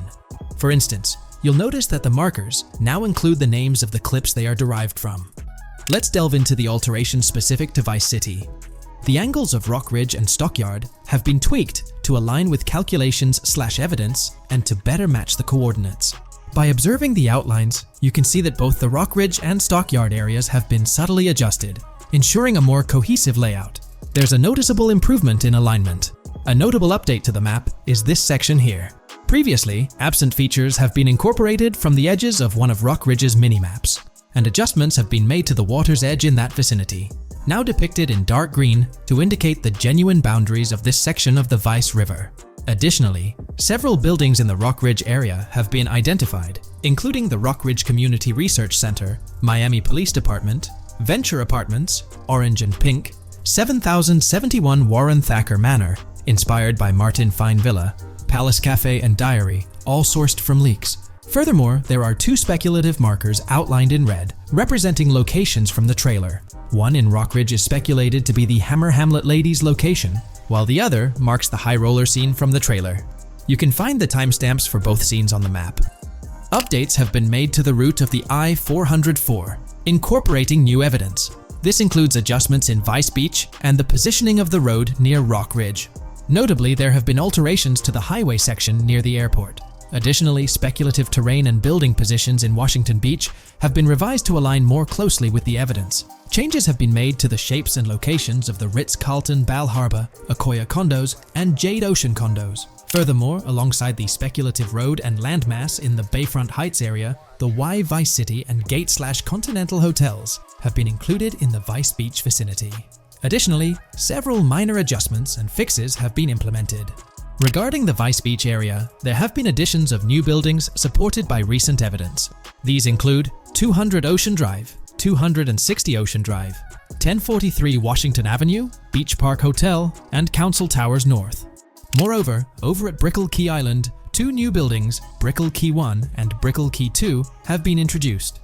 Additionally, corrections have been made to the names of the Tequesta Point locations, accurately reflecting their respective positions. Now, let's shift our focus away from Vice City. Firstly, an error regarding St. Joseph has been rectified. Previously labeled in purple, it should have been marked in red to signify that this name hasn't been confirmed in the leaks, but is either speculative or based on real-life data. Moving westward towards Port Gellhorn, there have been notable additions to the leaked industrial area opposite the state prison, along with improvements to the prison itself. Several speculative structures, highlighted in red, including a water tower and industrial buildings, have been incorporated, along with a cell tower across from the prison. Heading south to the quays, significant improvements have been made. Adjustments to the landmass near the camera location, where the shot with the Dodal seaplane occurs, have been made based on speculative evidence. An airbase/runway has been added, along with guard booth and barriers visible in the trailer. Additionally, 2 speculative buildings marked in red, as well as the speculative naval area station, have been included. That wraps up all the updates to the GTA 6 mapping project. Share your thoughts in the comments below. There have been some significant changes with this update. But now, let's shift our attention to the discoveries made in the trailer. I also wanted to touch on these findings in this video. This marks the initial Reddit post. In the GTA 6 trailer, you can see through the yacht windows and see the interior even though it's very far away. However, in GTA 5, you can't at all see the interior even from close-up. We will probably get inside the yacht and maybe even houses, or at least see inside it. In the shot of the Venetian island, it's evident that there will be a high density of yachts. It seems that the boats will be easily accessible, and based on the leaked shot featuring Jason on a boat from 2022, it's probable that players will have the freedom to enter, drive, and explore yachts like the catamaran seen in the opening scene of the trailer. Now, on to the next discovery, surfboards. Know a lot of people been talking about surfing, and while there's still nothing indicating it being an interactive minigame, surfboards are in-game and seen in the trailer. Surfboards were in 5, but only on the tops of certain cars, and a few static ones at the beach. What do you all think? Will surfboards act as decorations like they were in 5, or will it be a fully fledged minigame? Personally, I'm not fully convinced yet, but if NPCs do have actual schedules/lives, I can't see things like surfboards just being static, especially at the beach. My guess is we'll see NPCs bring their own items to and from the beach, including surfboards, but the interactiveness is still in question. From the leaks, there hasn't been any information indicating that surfing will be an interactive activity in the game. Nonetheless, there have been numerous articles discussing this possibility, like the one mentioned here. Major GTA 6 leak allegedly hints at surfing to debut in series. The upcoming GTA 6, officially untitled, leaks are becoming more frequent and interesting, with a recent one revealing that the upcoming title will include new water sports, such as surfing. According to a report by the Dexerto gaming website, a leaker named Alix Venturas revealed on Twitter that Rockstar Games plans to improve the water physics in Grand Theft Auto 6 and will introduce several water-based activities. While the gaming studio has not officially commented on the leak, players are convinced, given that Grand Theft Auto 6 will almost certainly feature Vice City, a fictional version of Miami, Florida, known for its beaches and water activities. However, it's important to note that these rumors haven't been confirmed by either the official leaks or the trailer. It remains to be seen whether these surfboards will merely serve as decorations. Now, on to the next and final discovery I'd like to highlight in this video, which might just be your favorite. Princess Robot Bubblegum is confirmed to be in GTA 6. Just like the Righteous Slaughter game series, Princess Robot Bubblegum is seen on a shirt, and will most likely return with more episodes. The series originally appeared in The Ballad of Gay Tony, and again with more episodes in GTA 5, making this the 3rd appearance. The GTA 6 community has just found some major clues left by Rockstar Games, and it was under our nose the whole time. GTA 6's Trailer 1 revealed a ton of new things about the game off the bat, but recently, there's been even more developments that show off the GTA 6 main character story, Lucia. We learn a bunch of new things about her background, so if you're not interested in potential spoilers, this may not be the video for you. This information is directly from Rockstar Games, so this is the real deal. So getting into the details of Lucia's jail cell, let's focus on those newspaper clippings. I'll do my best to zoom in and enhance the image, but there are 2 distinct white clippings with black text. One of them appears to have a portrait, and I can only speculate that it might resemble a modern-day wanted poster. This could be showcasing the story of Lucia's alleged crime, accompanied by an image like a visual representation of what she's accused of. It's almost akin to a wanted picture that you'd find in a newspaper. This phenomenon isn't unheard of in real life, When people do something noteworthy or newsworthy, it's not uncommon for them to keep a record of it, like an article, and put it up on their wall as a sort of memento. It's like a snapshot of a moment in their life, even if it involves legal trouble. So Lucia might be preserving this particular newspaper clipping as a piece of her history, whether it's for sentimental reasons or perhaps as a reminder of the circumstances that led to her incarceration. Now let's broaden the scope a bit and draw comparisons to previous GTA protagonists. Take Michael DeSanta, for instance. His mansion has family photos on the walls. Franklin Clinton's house features similar personal touches. Even Trevor Phillips, in his trailer, has pictures that tell a story about his life. It's not just confined to the HD era. Even in the 3D era games, characters had their own way of leaving traces of their lives in their living spaces. This inclination to personalized living spaces is fascinating. In Lucia's case, the jail cell is an unexpected canvas for her personal story. It makes you wonder about her background, the choices she made, and the events that led her to that cell. Exploring these details could give us a deeper understanding of who she is and why she's in the predicament we find her in. Considering Lucia's attachment to those newspaper clippings, it raises interesting questions about her attitude towards her crimes. Perhaps she finds a sense of pride, or even enjoys the bit of notoriety or fame she's garnered from her actions. Keeping those clippings might be her way of cherishing the attention or recognition she's received. The prospect of spending a substantial amount of time in prison also suggests that it could involve more than just a brief cutscene, but potentially a series of missions within the jail environment. Now, shifting our attention to the picture above the bunk bed, it's a bit of a visual puzzle. While it's challenging to discern details, on the left side, there's a guy with a drink in hand, donning a white t-shirt. Next to him is a woman with voluminous hair, and in the foreground, there's another figure. This composition raises the question of whether these individuals could be Lucia's family. The dynamics and connections between characters are often crucial in unraveling the narrative of any GTA game. Acknowledging my limited knowledge about jail life, it's uncertain whether inmates generally have the privilege of keeping photographs with them as mementos. However, in this specific scenario, it appears that Lucia can.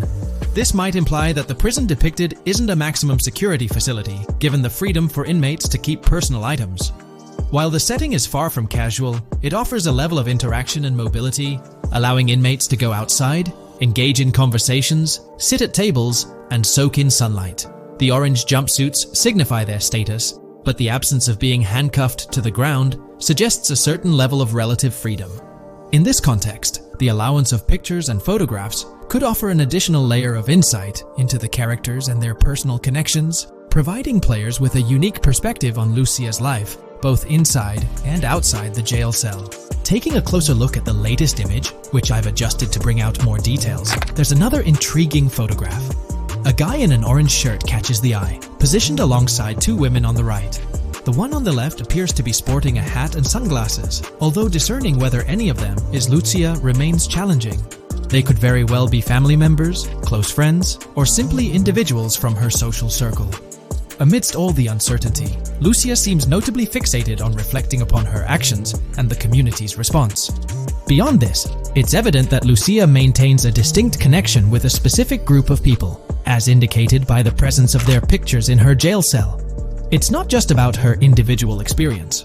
There's a shared history captured in those photographs, hinting at relationships that go beyond the confines of the jail cell. Directly below the image featuring the guy in the orange shirt and the other girls, there's yet another photograph. Although the details are obscured, the presence of someone standing in the picture is noticeable. Lucia is seemingly constructing a collage of photos, creating a visual narrative that serves as a repository of memories. These images might play a crucial role in not only grounding her within the context of her relationships, but also providing a semblance of continuity and connection to the outside world. It's worth mentioning that the footage I'm working with is the highest quality version sourced from YouTube, as Rockstar hasn't officially released it on their Newswire page. Despite being in 4K, the YouTube upload might introduce some compromises in image quality, so there could be nuances in the pictures that we might miss. Once Rockstar throws the official trailer our way, we're likely to get a treasure trove of additional details. But for now, let's roll up our sleeves and dissect the snapshots from Lucia's jail cell. Apart from Jason, there's another player in Lucia's story, Stephanie, the Leonid Department of Corrections representative. Picture a different scene though. Lucia's cell is a far cry from Stephanie's office. In this particular shot, Stephanie's unmistakably holding down the fort in a black dress, center stage on the right. Flip to the left frame, and there she is again, donning a red dress on the right side. Behind her, there's a framed message teasing with "if you miss," but the rest remains a mystery due to some pesky screen glare. Now let's make a full turn and voila! Another Stephanie pic in the bottom right corner. This time, the backdrop suggests a domestic scene, perhaps with a partner. She's got on some bluish shades, slightly different from what we catch a glimpse of later. The background paints a more vivid picture, a collection of books, pamphlets, a conspicuous high-visibility vest, and yet another potential newspaper clipping.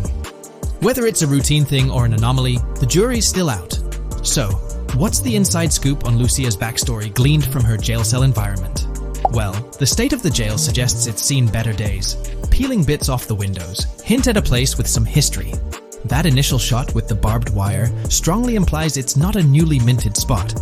It's got the wear and tear of time etched into its surroundings. As we immerse ourselves in the intricacies of Lucia's life within the jail cell, the narrative unfolds as a captivating tapestry, each element contributing to the rich story. The subtleties, from the cryptic newspaper clippings shedding light on her alleged crimes to the carefully chosen photographs depicting relationships with family and friends, create a vivid and compelling portrait of Lucia's existence, both within and beyond the jail confines. The personal touches within her confined space evoke a rawness that harks back to the legacy of previous GTA protagonists. Lucia's jail cell, unexpectedly, becomes a canvas revealing a story that transcends the conventional GTA narrative. It prompts curiosity about her past, the decisions that led her to incarceration, and the intricate web of relationships that define her. The permission granted for personal items like photographs in the jail cell adds an intriguing layer to the storytelling, suggesting a nuanced sense of freedom within the constraints of imprisonment.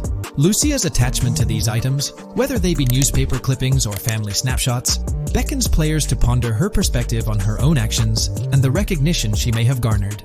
While we eagerly await the official trailer release from Rockstar, it is clear that Lucia's story is woven with complexities and mysteries that leave us yearning for more. The weathered appearance of the jail environment, with peeling bits off the windows and subtle signs of aging, hints at a setting steeped in history, amplifying the anticipation for the unfolding narrative. Thus, with these glimpses into Lucia's world, we find ourselves surrounded by a plethora of unanswered questions. When did she find herself behind bars, and what duration does her stay entail? Your insights are eagerly awaited in the comment section. If this exploration into Lucia's jail cell has piqued your interest, a thumbs up would be much appreciated. Comment down below what you believe caused Lucia to go to jail. And did you spot these hidden Easter eggs in the trailer on your first watch? I'm interested to hear back from you guys. Thank you for watching. If you would like to support our analysis content on GTA 6, make sure to subscribe and leave a like. This video we're delving into the most recent iteration of the GTA 6 mapping project. Our focus centers on a comprehensive analysis of the map's latest updates, incorporating newly unveiled areas and event coordinates derived from leaked information. Additionally, we will explore fresh insights from the initial official trailer, including the revelation of an accessible plaza. A noteworthy aspect we'll be dissecting is the potential expansiveness of the map, hinted at by newfound highway evidence in the trailer.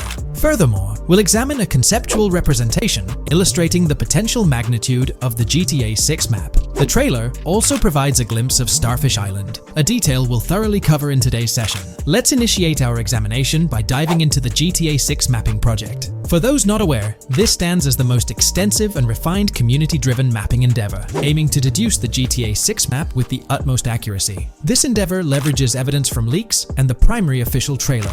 In our previous map analysis, we scrutinized significant alterations in the Boardgorn and Grass Rivers areas, expanding the map to an impressive 18 by 8 kilometers. However, today's exploration will predominantly focus on alterations in the Vice City region. Rumors suggest that the GTA 6 map will encompass 3 major cities, with Vice City and Portgorn being the identified urban centers so far. Vice City, drawing inspiration from Miami, and Portgorn, a fusion of Gulf cities in Florida. The speculated third city could possibly be modeled after Orlando or Tampa. Earlier rumors hinted at Yorktown being the third city, approximately aligning with Tampa's location. However, intriguingly, structures observed in leaked material from Portgorn were reminiscent of Panama City. Rockstar appears to amalgamate elements from distinct cities to craft a unique virtual landscape, Turning our attention specifically to Vice City, notable modifications are discernible in the Stockyard and Crosstown area. While these alterations may not be immediately apparent, a thorough comparison with the prior map iteration reveals notable changes in street layouts for improved connectivity, building positions, including the relocation of the Jack of Hearts nightclub, featured in leaks and the trailer, signify significant shifts. Adjacent structures visible in the trailer's music video shoot scene have undergone subtle rearrangements. A noteworthy addition to the GTA 6 mapping project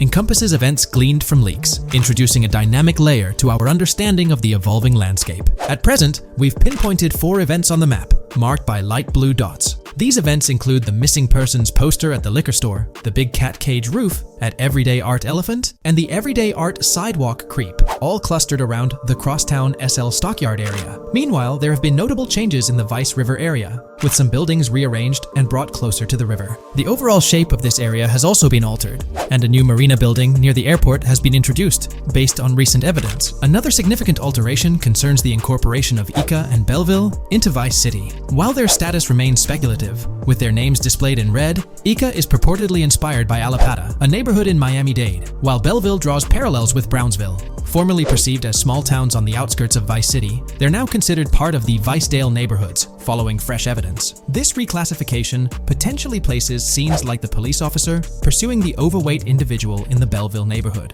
Furthermore, a notable discovery linked to Tommy Vercetti's mansion has surfaced. Star Island's inclusion in the game has been confirmed, evidenced by its appearance behind the Rockstar Games title, and in a scene featuring a bikini-clad woman. This revelation solidifies its status as a game location, with strong ties to the original Starfish Island from GTA Vice City, where Vercetti's estate was situated. The prospect of encountering the mansion in-game, whether as an accessible structure or an abandoned relic, remains uncertain but tantalizing. The mention of Star Island remains speculative, as indicated by its red font, leaving the possibility open for it to be renamed Starfish Island or something else. These developments encapsulate the latest updates to the GTA 6 mapping project. Additionally, let's delve into a Reddit post that has garnered attention.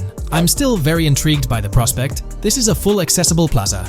The full access plaza featured in the trailer has piqued my curiosity. This snapshot is captured during a scene where Jason and Lucia evade the police momentarily. Positioned on the right side of the frame is a sign, presumably denoting a mall within the game. Notably, several brand names, including Kowalski, Callis, Scala, and Alpha, are visible on this sign. Furthermore, a portion of the mall's name briefly appears, starting with Ever. Could it be Evergreen Plaza or another variation? The answer remains elusive, and we'll have to await further developments to unravel this mystery. I can pretty much bet on it that this shit will indeed be fully accessible. Most of the signs on that structure look to be clothing and accessory shops, which would easily mean it's accessible to us. I'm really hoping the mall makes a return in this one and will serve kind of as a player hub when online drops. Oh, that would be good. Maybe a spot where you can't attack. Could meet people to join up for races, heists, etc. That would be pretty neat. Now let's shift our focus to some additional findings that might provide evidence for the existence of the third major city in GTA 6. Furthermore, we'll explore why the actual map size of GTA 6 could potentially surpass the estimations derived from the mapping project.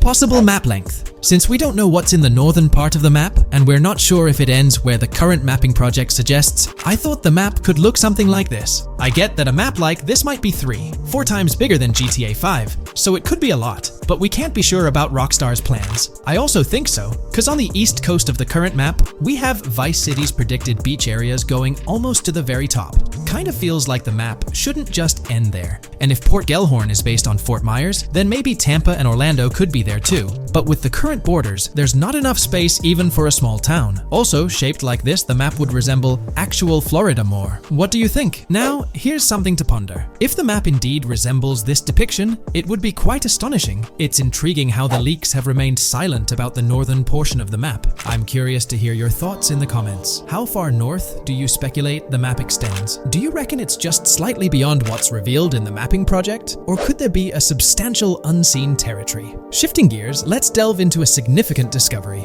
An observation on the size of the map using highway exits as a guide. I believe that 2 blink and you'll miss them shots from the trailer, combined with something I saw in the leaks, have given us a serious hint as to just how big the map for GTA V said might turn out to be, specifically north-south. The first is the shot of the man grabbing his crotch while stopped on the side of the highway. Specifically, the highway exit signs in the background. They suggest that this shot is being taken from just north of exit 14 on the highway, if turning left has you going east and turning right has you going west. What's more, the GTA V mapping project believes that the highway that this shot is taken from is Interstate 97. Adding to this, there's this shot from earlier in the trailer of the woman in the gold dress hanging out the top of a convertible traveling down I-404, heading towards a junction with 197. At the very start of that clip, you can catch the exit number on the sign she's driving under. You can't see all of it, but to me, it looks more like exit 18 than exit 1B. This one is more speculative though. Now, I'm about to get into the leaks, so I can't post any pictures. There's a clip in the leaks of a red ute heading northbound on 197 towards the exit 13 AB junction that takes 1 to Washington Beach and Ekanfinaka before crashing. The mapping project has been using the leaks to create their maps, and they've placed that stretch of 197 north of Mr. Crotch Grab from the trailer, running through the Stockyard neighborhood. This to me indicates that the highway exits are going to follow a realistic number pattern, with the number increasing or decreasing for every mile traveled. The question is, where does this put exit 12? Exit 11? All the exits going up to 1? I've taken the latest version of the mapping project's map and pointed out where exits 14 and 13 are located. Then, extrapolating from there and using the map's grid as a handy guide, I drew where all the exits further down the numbering scheme might be located. I ran out of room to put exit numbers at #9. If 197 is going to keep following the same numbering scheme all the way north until it hits exit 1, then it's likely that the map is going to be far bigger than we currently think it is, and what's been shown and plotted out so far. In fact, I think the only reason nothing's been plotted up there so far is because so much so far has focused on Vice City and its environs.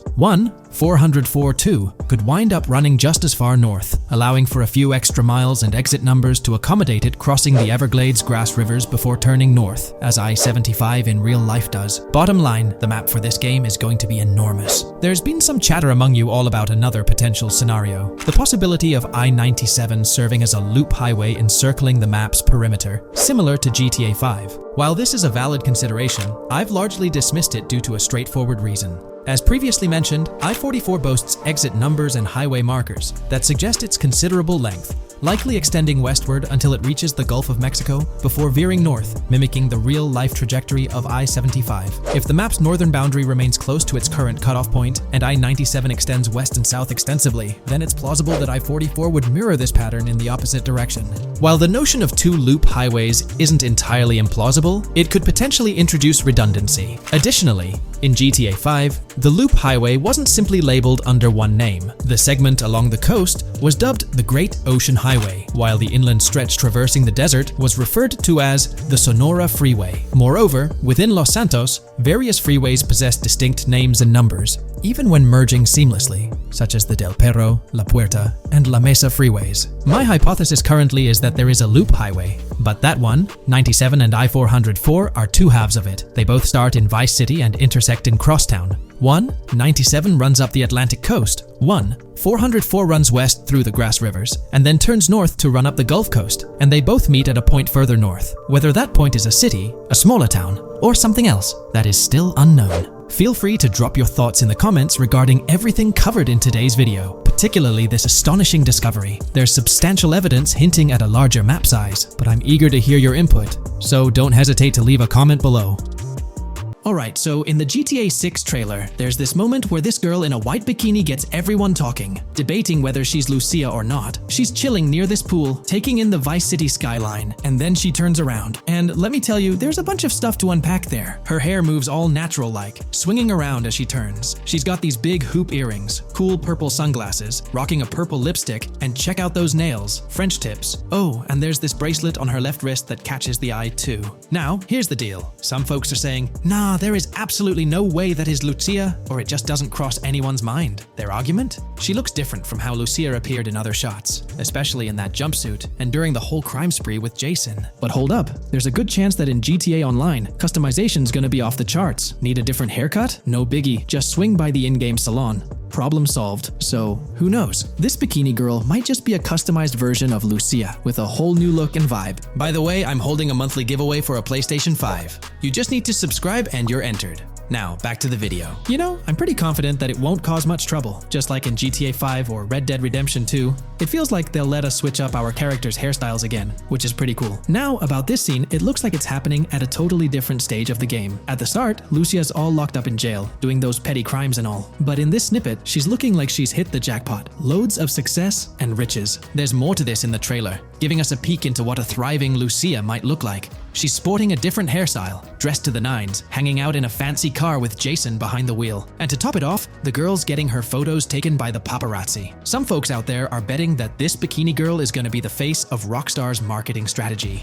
Just like how they've always had that iconic female figure in their marketing since the good old days of GTA 3. So, putting it all together, it really seems like this bikini girl is Lucia. From the style to the little details like the various hairstyles, everything seems to point in that direction. It's exciting to get these glimpses of what Lucia's different phases might look like in the game. Rockstar's been doing this thing with the promo girls for ages, from the early days of GTA 3 to the more recent GTA 5. You might remember them. The girl in the bikini holding the martini glass, or the San Andreas girl leaning over at the Vinewood sign with those shades. They've always had these distinctive figures for their marketing. A bunch of people are pointing fingers at this bikini girl, saying she's the new Rockstar promo face, but I've got my money on Lucia. Take a look at those birthmarks and accessories, those little marks on her face and arm. They're pretty similar to what the bikini girl's got. Sure, some aren't super clear, but makeup or sun exposure could easily cover them up. And those earrings and bracelets, they match up pretty well with all the girls who look like Lucia. Even if some shots might leave room for doubt, like the one where she's driving that fancy car. I'm pretty convinced it's Lucia. Jason's checking her out, the accessories are a close match, and her facial structure lines up. Not to mention, her body shape, facial features, skin tone, hair length, and color, pretty much all of it lines up perfectly. In that scene, the way the bikini girl moves seems a bit forced, like she's intentionally flipping her hair or something. So maybe it's part of a mission, Lucia trying to blend in at some event to gather info, or pull off a heist. Or perhaps it's one of those moments where she's at the top of her game, all successful and loaded. Oh, and that bikini she's wearing? It's from the Santino brand, which first showed up in GTA 5. So, in GTA Online, we've got this whole range of clothing options, right? There are jackets, shoes, and some of them even parody luxury brands like Louis Vuitton, which is a real high-end clothing and accessories label. Now, some people are throwing around this theory that the bikini girl might be a returning character from the old GTA Vice City like Mercedes Cortez. But honestly, that's way off. Vice City was set in the 80s, and GTA 6 is gonna be in the present, like probably around 2023. So the timelines just don't add up.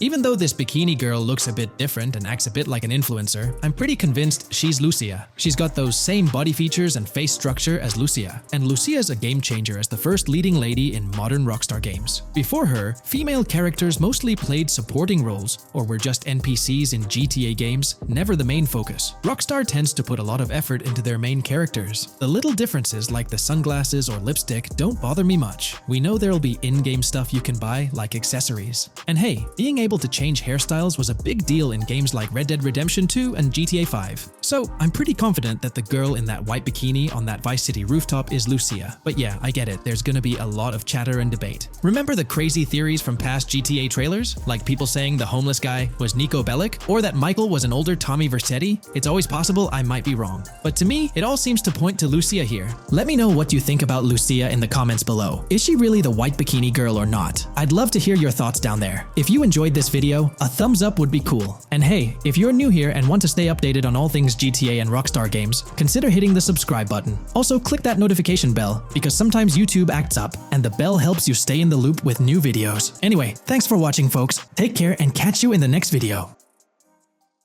Hey there, great news for GTA fans. GTA 6 is making some big changes to the series. We've got a load of interesting info about the game that you should definitely hear about. Just a heads up, the details we've got are from leaked online footage, but sorry, no links or showing it. Still, loads of cool stuff to share, like new animals, AI changes, RPG elements, and more. Let's dive in. Fact 1: interactions with NPCs are getting way cooler. You'll have choices like threatening, robbing, shooting, or restraining them. Some missions will even have gesture-based actions, like Red Dead Redemption 2. Car damage is more realistic, and the insides are crazy detailed, with working dashboards. Fact 2: let's talk weapons. GTA 6 is changing things up, taking a page from Red Dead Redemption 2. Instead of a big weapon wheel, you'll have slots for small firearms, melee weapons, rifles, and shotguns. No unlimited weapons, but you can drop and pick them up as you go. Fact 3: in the developmental phase, there was a sighting of Arthur Morgan's hat, though it's uncertain if this will make it to the final game. Players now have the option to surrender to the police during a robbery, which adds a thrilling twist. Police police response time has been updated to feel more real, displaying a timer that varies based on the crime's severity. A murder, for instance, prompts a faster response than a robbery. The maximum wanted level is capped at 5 stars in GTA 6, and the possibility of a 6-star level seems improbable in the current gameplay being developed. By the way, I'm holding a monthly giveaway for a PlayStation 5. You just need to subscribe and you're entered. Now, back to the video. Fact 4. Police AI has significantly improved from the last game. Instead of rushing in blindly, they now exhibit more realistic and intelligent behavior. If you commit a crime and flee in a vehicle, cops will note the specific vehicle and license plate, making evading them more challenging. Fact 5. Let's talk about the strong emphasis on indoor locations in GTA 6. There's a bunch of different interiors to explore, like nightclubs, motels, hotels, restaurants, pawn shops, supermarkets, fast food joints, gun stores, shooting ranges, and the Vice City metro station. Plus, they've added working elevators for a more immersive feel. Interestingly, there's a risk of players getting banned from stores, which adds a twist.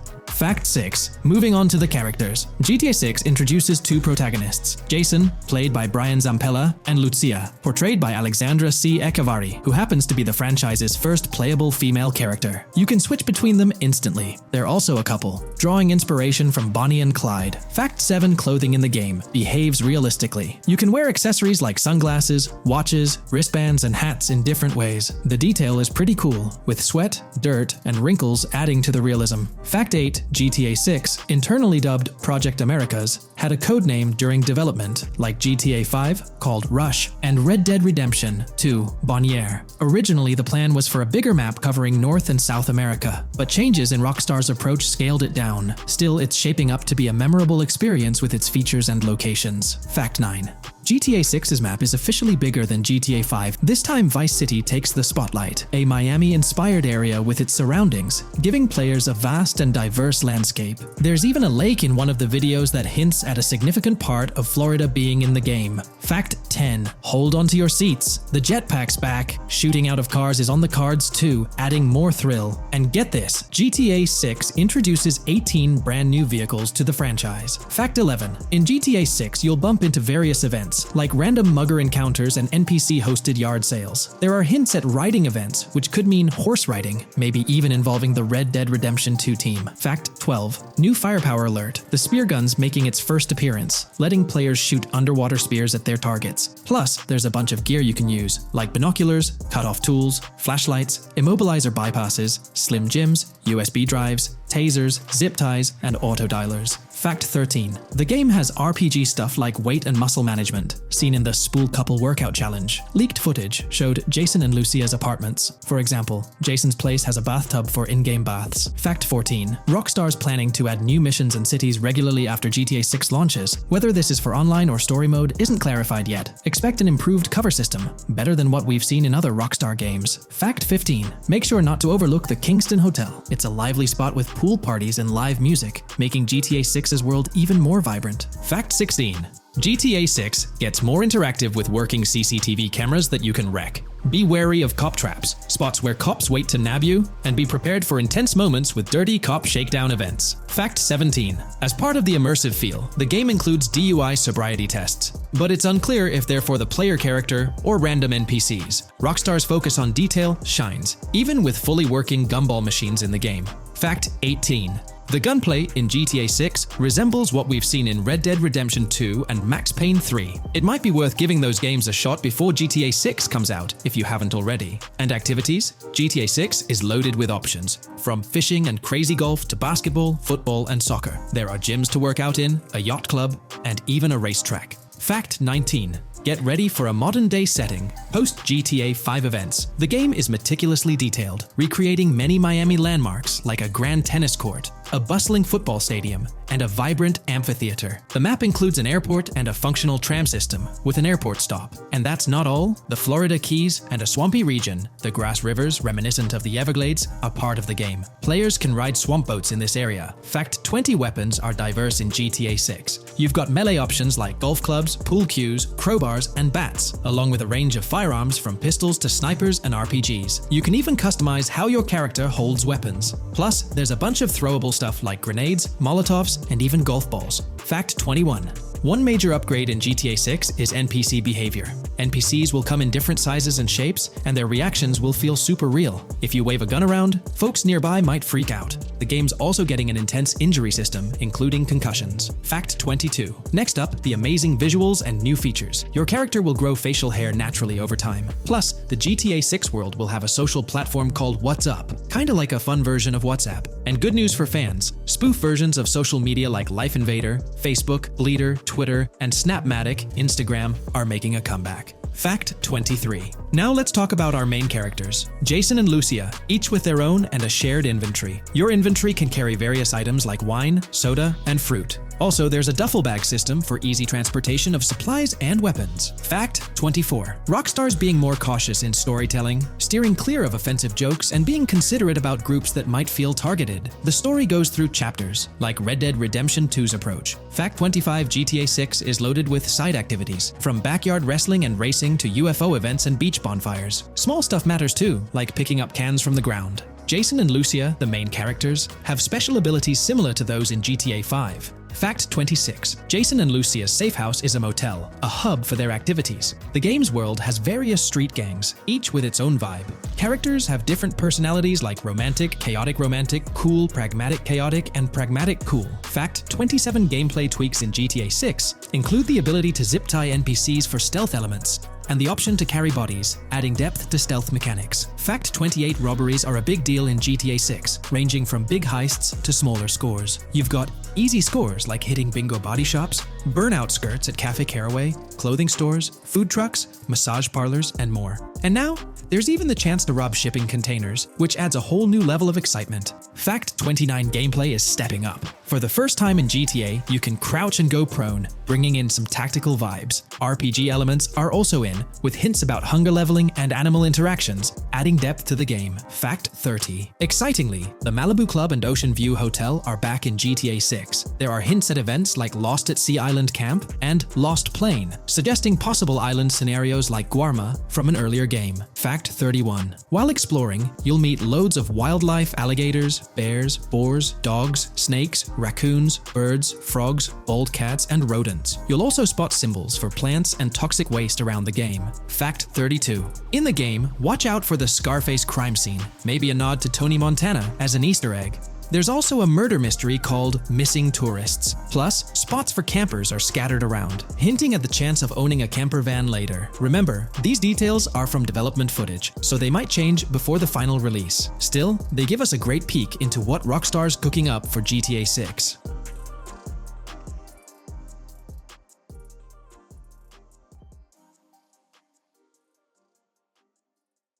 Today's video will delve into the upcoming changes to the AI systems in Grand Theft Auto 6 by Rockstar. We'll explore a patent that introduces a groundbreaking system unprecedented in gaming, promising a revolutionary shift in how AI operates within games. Additionally, we'll delve into other intricacies concerning AI and non-playable characters in GTA 6, including insights from a job listing at Rockstar's new LA studio, shedding light on NPC dialogue. We'll also examine NPC behaviors in response to their environment and their integration with social media, enhancing immersion and complexity in player interactions. Let's kick off with Rockstar's innovative AI system set to debut in Grand Theft Auto 6. Described by Rockstar as the most significant and immersive evolution of the series, the emphasis on immersion is evident in their patent filings. We'll focus on one particularly intriguing patent, unveiling a new system poised to revolutionize AI in gaming. Considering Rockstar's commitment to delivering the most immersive experience yet, it's evident that NPCs and AI will play pivotal roles. This patent specifically pertains to animations in GTA 6, aptly named System and Method for Virtual Character Locomotion.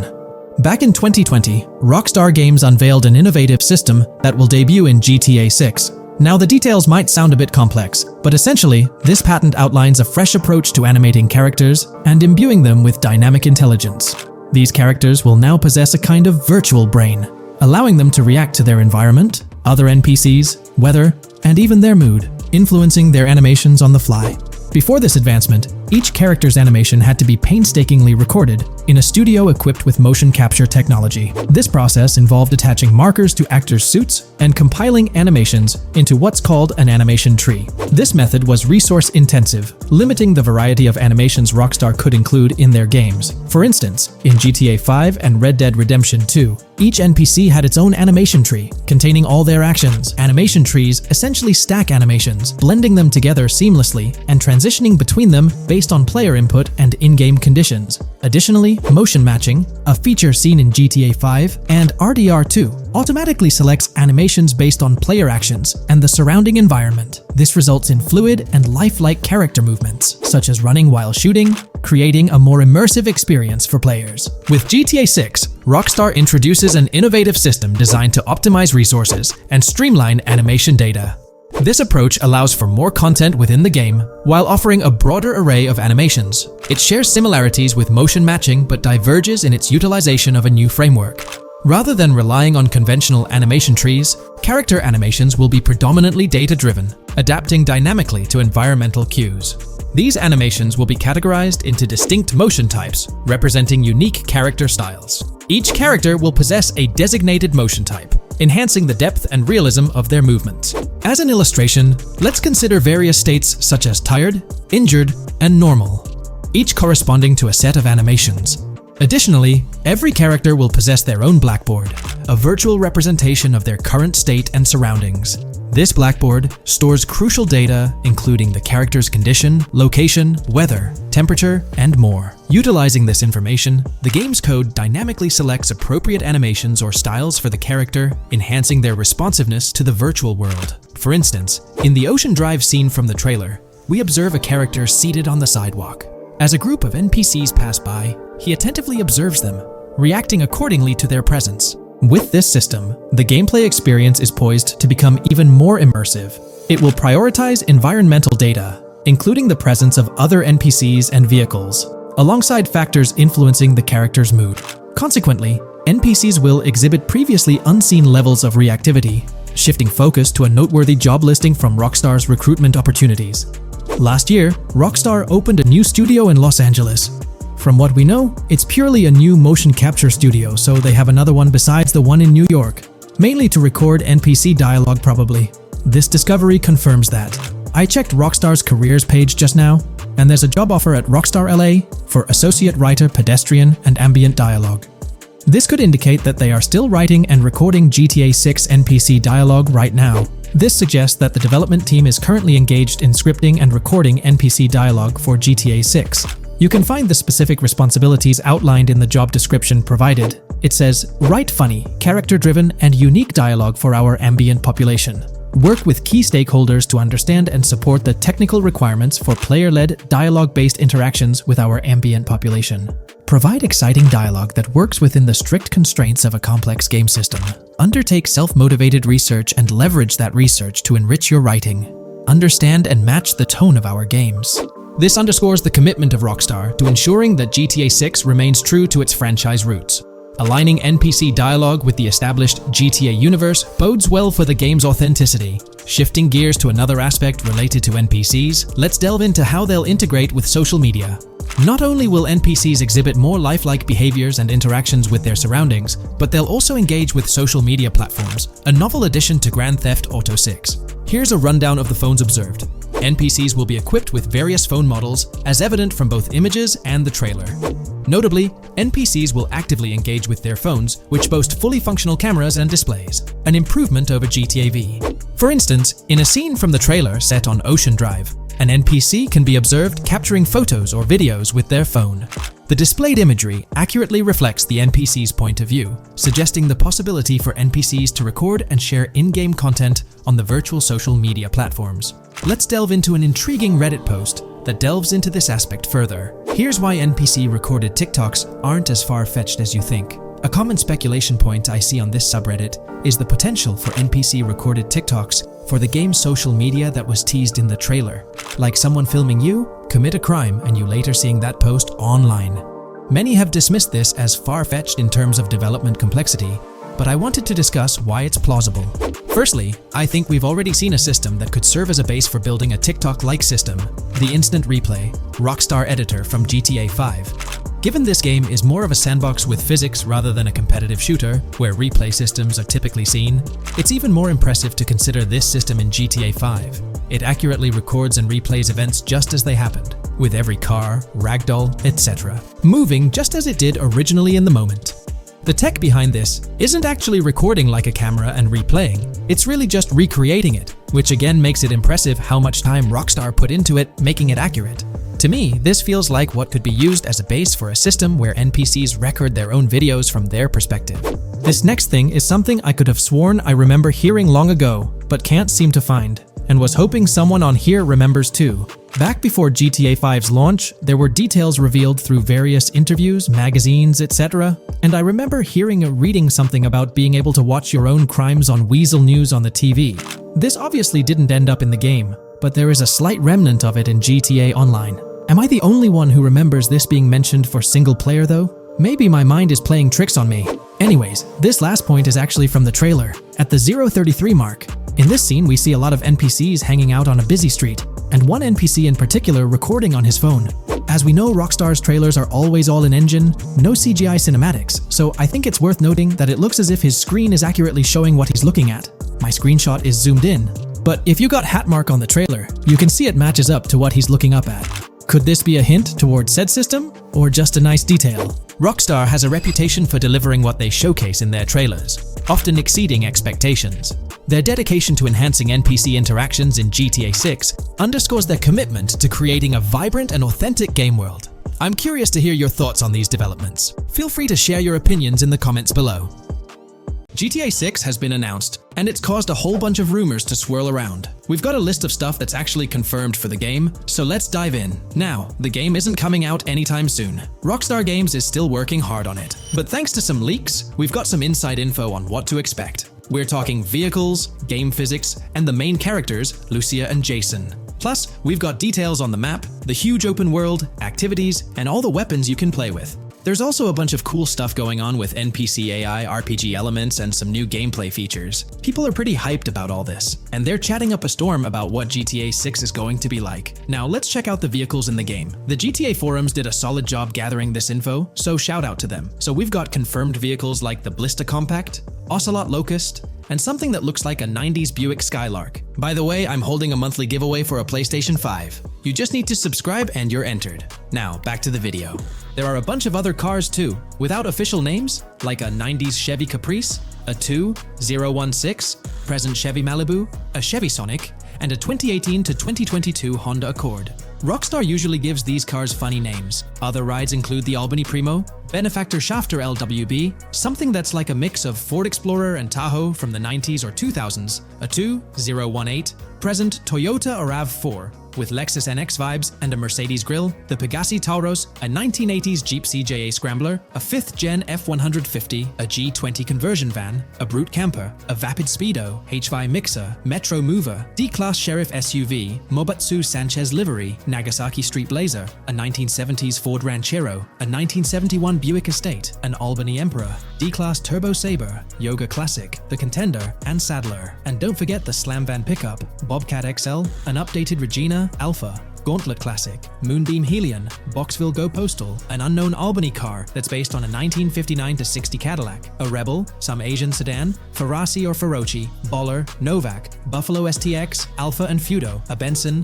NF 890, Buffalo with no sports bumper, and the Stanier and Landstalker. With all these vehicles, GTA 6 is going to be quite the ride. Now let's talk about some gameplay clips making the rounds on social media. They give us a sneak peek at missions and what Rockstar is up to. One clip shows Lucia, our main character, trying to rob a place called Hank's Waffles, a diner. In this early test, the non-player characters look kinda generic and are jokingly called dummies in the game. The NPCs react to Lucia's aggressive moves, and their animations show they're pretty freaked out, kind of like what we saw in Red Dead Redemption 2. During the robbery, Lucia can aim her gun at a hostage, giving you the choice to rob or have a face-off. Taking a hostage adds some spice to the crime.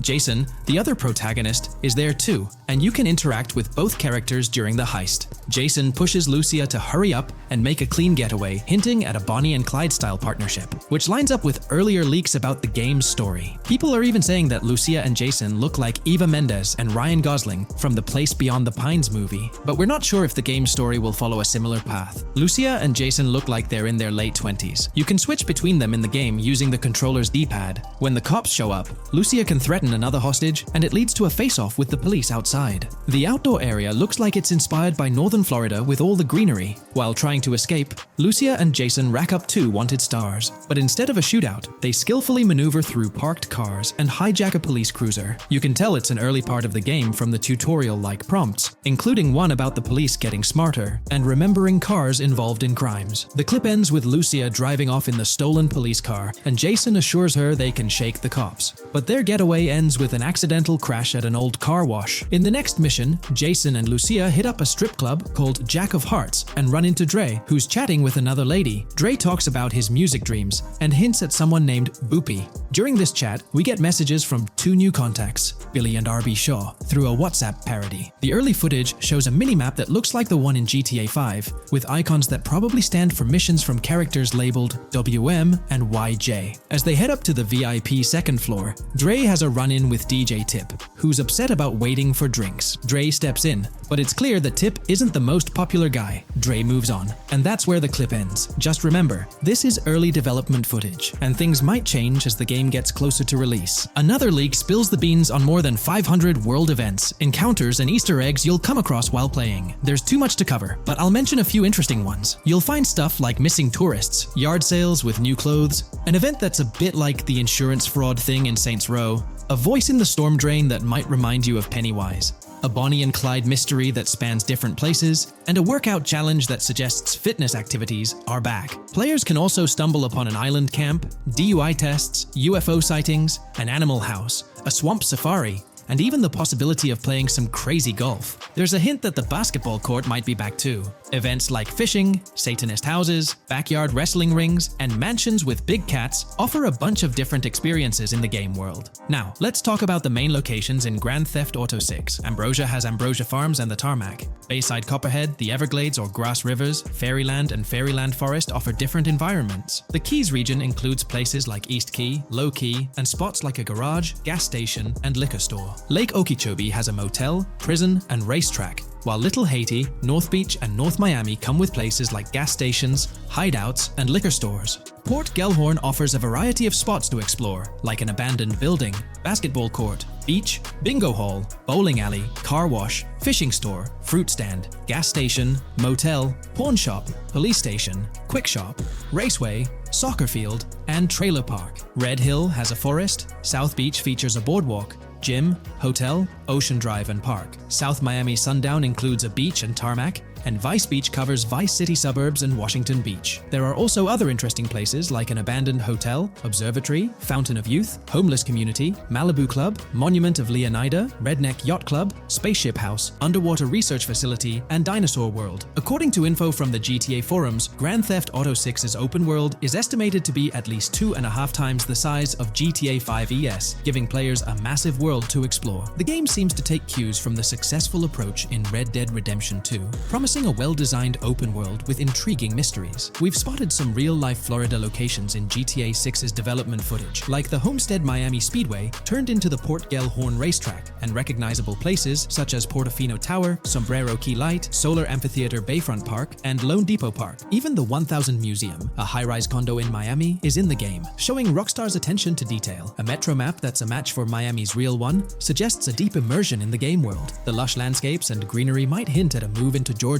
but that's just speculation until we get official word. Details like the Vice City Neighborhood Police Department resembling the Miami Beach Police Department show Rockstar's creativity and world design. As always, we're waiting for official announcements to see how all these elements come together in the final game. Until then, the mystery of Grand Theft Auto 6 keeps fans excited. There's a recent leak suggesting that Alexandra Christina Echevarri could be the voice behind Lucia in Grand Theft Auto 6. Her voice from a demo reel seems to match up with Lucia's leaked dialogue. We've covered a ton of info about Grand Theft Auto 6, from gameplay details to new features. It's important to remember that the game might still be a couple of years away from release, so we'll have to be patient. Now, let's dig into some interesting findings from the leaked clips. We see Jason and his pals hanging out by an in-ground pool in a lower-income neighborhood, cracking jokes about a parody of social media called Life Invader. It's all about brain downloading and poking fun at Jay Norris's demise. Classic Grand Theft Auto humor. The leaked clips also give us a peek into early police AI testing, showing NPCs using cover better during gunfights. In one scene, Jason robs a diner worker with an assault rifle, and we see some dialogue options that look like they're from Red Dead Redemption 2, but they might just be placeholders. Jason's new ability to go prone is a fresh addition to the franchise, and a scene in a thrift or antique shop hints at the option for robbery, maybe even a place to sell stolen items, which adds depth to the gameplay. There are animation tests for Lucia and Jason, doing stuff like jogging, stopping, and ducking to avoid gunfire. Rockstar's developers also tested vehicle crashing physics, with a car driving over an overpass. Highway signs mention North Beaches and Lake Leonida on Interstate 97, with the current exit leading to Washington Beach. In another scene, Jason stumbles upon a shipping container full of cash and a motorbike. Various development clips show changes to the inside of a vehicle, suggesting new vehicle designs or customization options for players. Throughout the clips, there are various interactions with NPCs in the open world, like characters taking selfies, which makes the game's world feel more immersive. Another mechanic borrowed from Red Dead Redemption 2 is the ability for characters to pick up and carry bodies, adding depth to the gameplay. We also see other influences from Red Dead Redemption 2 in different aspects of the game. The weapon wheel system is similar to Red Dead Redemption 2 with limited weapons and items you can carry. Lucia has a loot bag that might be used for robberies or stealing stuff from different places.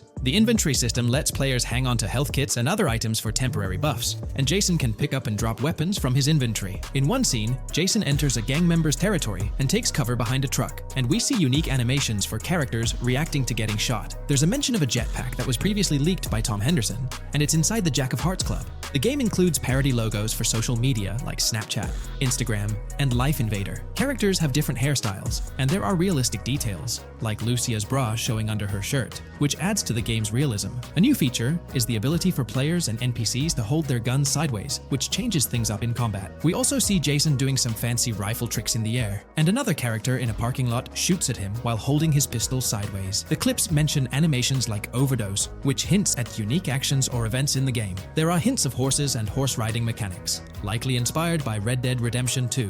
The open world is packed with places to explore, like motels, metro stations, restaurants, pawn shops, and supermarkets. Small details like being able to get a gumball from a quick shop machine add to the overall experience. The game adds RPG elements, like managing food, drinks, sweat, fatigue, and even taming animals, which gives players a deeper gameplay experience. There are references to mountain bike ramps and city bike rentals, promising fun cycling activities. The leaked clips talk about loads of weapons, from regular firearms like pistols, shotguns, and rifles, to unusual ones like golf clubs, baseball bats, and crowbars. Players can also use tools like flashlights, binoculars, and lockpicks. Players can stay in motels and hotels, with the Kington Hotel as one option. There's even a pool party with live music for players to attend. References to the Everglades and wildlife like alligators, snakes, raccoons, and birds hint at diverse and unique environments to explore. A cool addition is the ability to shoot while swimming, which adds a new twist to combat situations. With all these elements, Grand Theft Auto 6 promises to be an immersive and engaging gaming experience.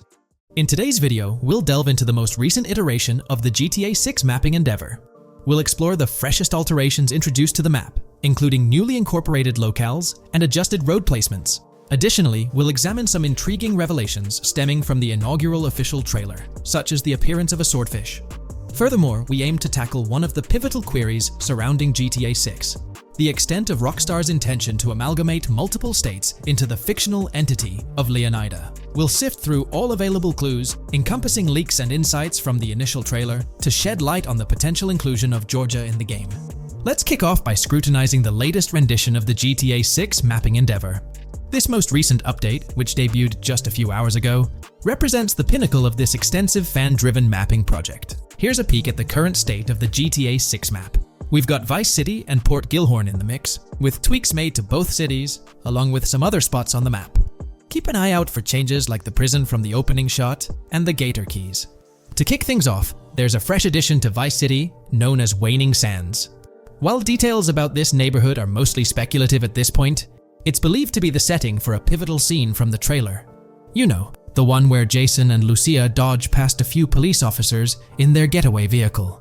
In this vicinity, you'll find the Evergreen Mall Center, prominently featured at the start of the scene. Keep an eye out for a sign on the right side of the frame, showcasing various stores set to be part of this plaza. In a recent mapping video, there was some speculation about whether this plaza would be fully accessible. While only part of the name MLE is visible at the top of the sign, it seems the mapping community is also leaning towards it being called Evergreen MLE. However, the exact location of the MLE within the plaza is still up for speculation. Notice how the buildings on the map are marked in red? Well, there are a few other speculative additions to Waning Sands. These include a gas station, Sailbolt K condos, and Cricket Club condos. Here's what we're using as a reference. You can catch a glimpse of the gas station roof along with other nearby buildings. In a previous video, we floated the idea that this could be Topgolf in Dalal, Florida. However, it seems unlikely now since the placement doesn't quite line up. But hey, let's hold off judgment until we know more. Now, let's talk about some updates in the positioning of various elements. The placement of several buildings, basements, speculative roads, metro, rail, crosstown, downtown, and Brickell has been tweaked. We're using yellow and purple lines to show the speculative metro and railway in Vice City. The metro system has seen some significant enhancements, especially in its connectivity to Vice City International Airport and the area between Crosstown and Brickell. The buildings in this vicinity have also been reorganized to more closely resemble their real-life counterparts. Speculative roads and highways have been adjusted to better fit the new placements. We've also made slight adjustments to the rotation of the prison from the opening scene with Luke to align with new evidence. Additionally, we've fine-tuned the positions of some trailer markers in the stockyard area, such as those for the car meet in Windwood and the bikers in Little Haiti. In terms of location changes, leaf links from the previous map version has been moved to Virginia Key, meaning earlier speculations regarding leaf links are no longer applicable. Furthermore, based on new radar map evidence, the shape of Picnic Island has been altered. Heading down south, you'll notice that Hamlet is no longer labeled as such. Instead, it's reverted to its real-life name, Homestead. This change suggests that Hamlet might be situated elsewhere in the game. Now, shifting our focus to Port Gellhorn, the other major city on the map, it's also undergone some updates. We've added more speculative details for the area across the body of water on the other side of Buer Bridge, incorporating new evidence into the mix. So, to sum up, those are the latest updates to the GTA 6 mapping project. Before we wrap up, let's delve into an interesting discovery from the first official trailer. I'm not into fishing, but I noticed this in the trailer, and my first thought was a swordfish, but I could be wrong. Is anyone who knows more about fishing able to confirm? Let me know what you all think this is. Well, that's quite an intriguing find. Personally, it seems like a house decoration to me, but I'm eager to hear your thoughts in the comments below. In the next part of this video, we'll tackle the question about Georgia. On display in the leaks and backed up by inside journalists, the game will feature a plethora of locations that focus on Miami and the surrounding areas. The two main locations of the game are Vice City, based on Miami, and Port Gellhorn, which lifts direct locations from Panama City. As well as this, it seems Rockstar have brought down and featured locations from Georgia, including a prison and mountain ranges not present in real-world Florida. I'm curious, do you think Georgia will make an appearance in GTA 6? Let's examine the evidence we have so far. There have been some recent findings, so let's kick off by checking out this Reddit post. Georgia evidence. In the leaks, there's a mention of canyon etchings, along with the other ambient events, which I thought couldn't be in or based in Florida. The nearest canyon to Florida is Providence Canyon State Park in Georgia, and is only 2.5 hours away from Florida. This also may explain Red Hill Forest and the testing of Scree Hills in the leaks. There's also a couple mountains, or large hills, seen in the trailer. The first looks more like a large hill in North Florida, probably for hill climbing, but the second one at the end of the trailer looks like a Georgia mountain, like the one seen in the leaks. First off, this individual is discussing a clip from the leaks, where a developer is seen firing an assault rifle at a vehicle while Lucia is in the background. They've noted several ramps in the clip, suggesting developers use them to test vehicles on different slopes. The clip also shows various types of ramps listed, including MTB ramps, hill climb, mud drag, Scree Hill, mud drag string, and crash tests, as well as MX tracks. The speculation is that Rockstar might have been testing the Scree Hill due to its resemblance to locations in Georgia.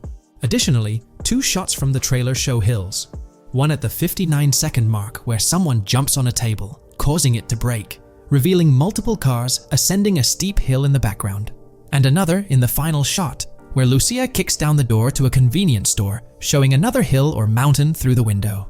Let's delve into the comments and see what the community thinks about these hills. Are there similar hills in Florida?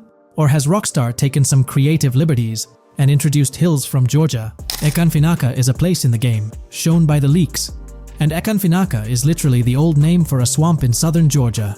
Not to mention we saw a big hill, small mountain. I've lived in Florida for a long time. There are no hills, anything like that in the state. Northern Florida has some hills, but nothing like that at all. The hill in the leaks resembles the Blue Ridge in northern Georgia. It's a fictional state. It could be a collection of features from 4 or 5 states for all we know. 2 hours outside of Florida is hardly breaking the concept. I'd imagine much of the urban landscape will be much like Florida, with the outskirts being closer to Caribbean, or as you said, Georgia. There's a separate post talking about these mountains in GTA 6. We know GTA 6 is being based in Florida, a relatively flat state, so it'd be obvious to think that the game will stay true to its setting. However, one interesting thing I found in the diner robbery footage from the leaks is that a huge mountain can be seen in the far distance, particularly around the part where Lucia starts approaching the police car from the passenger side.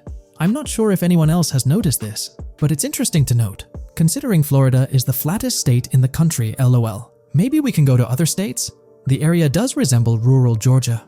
Thoughts? I think it will be more similar to RDR2 than past GTAs where it's only one state.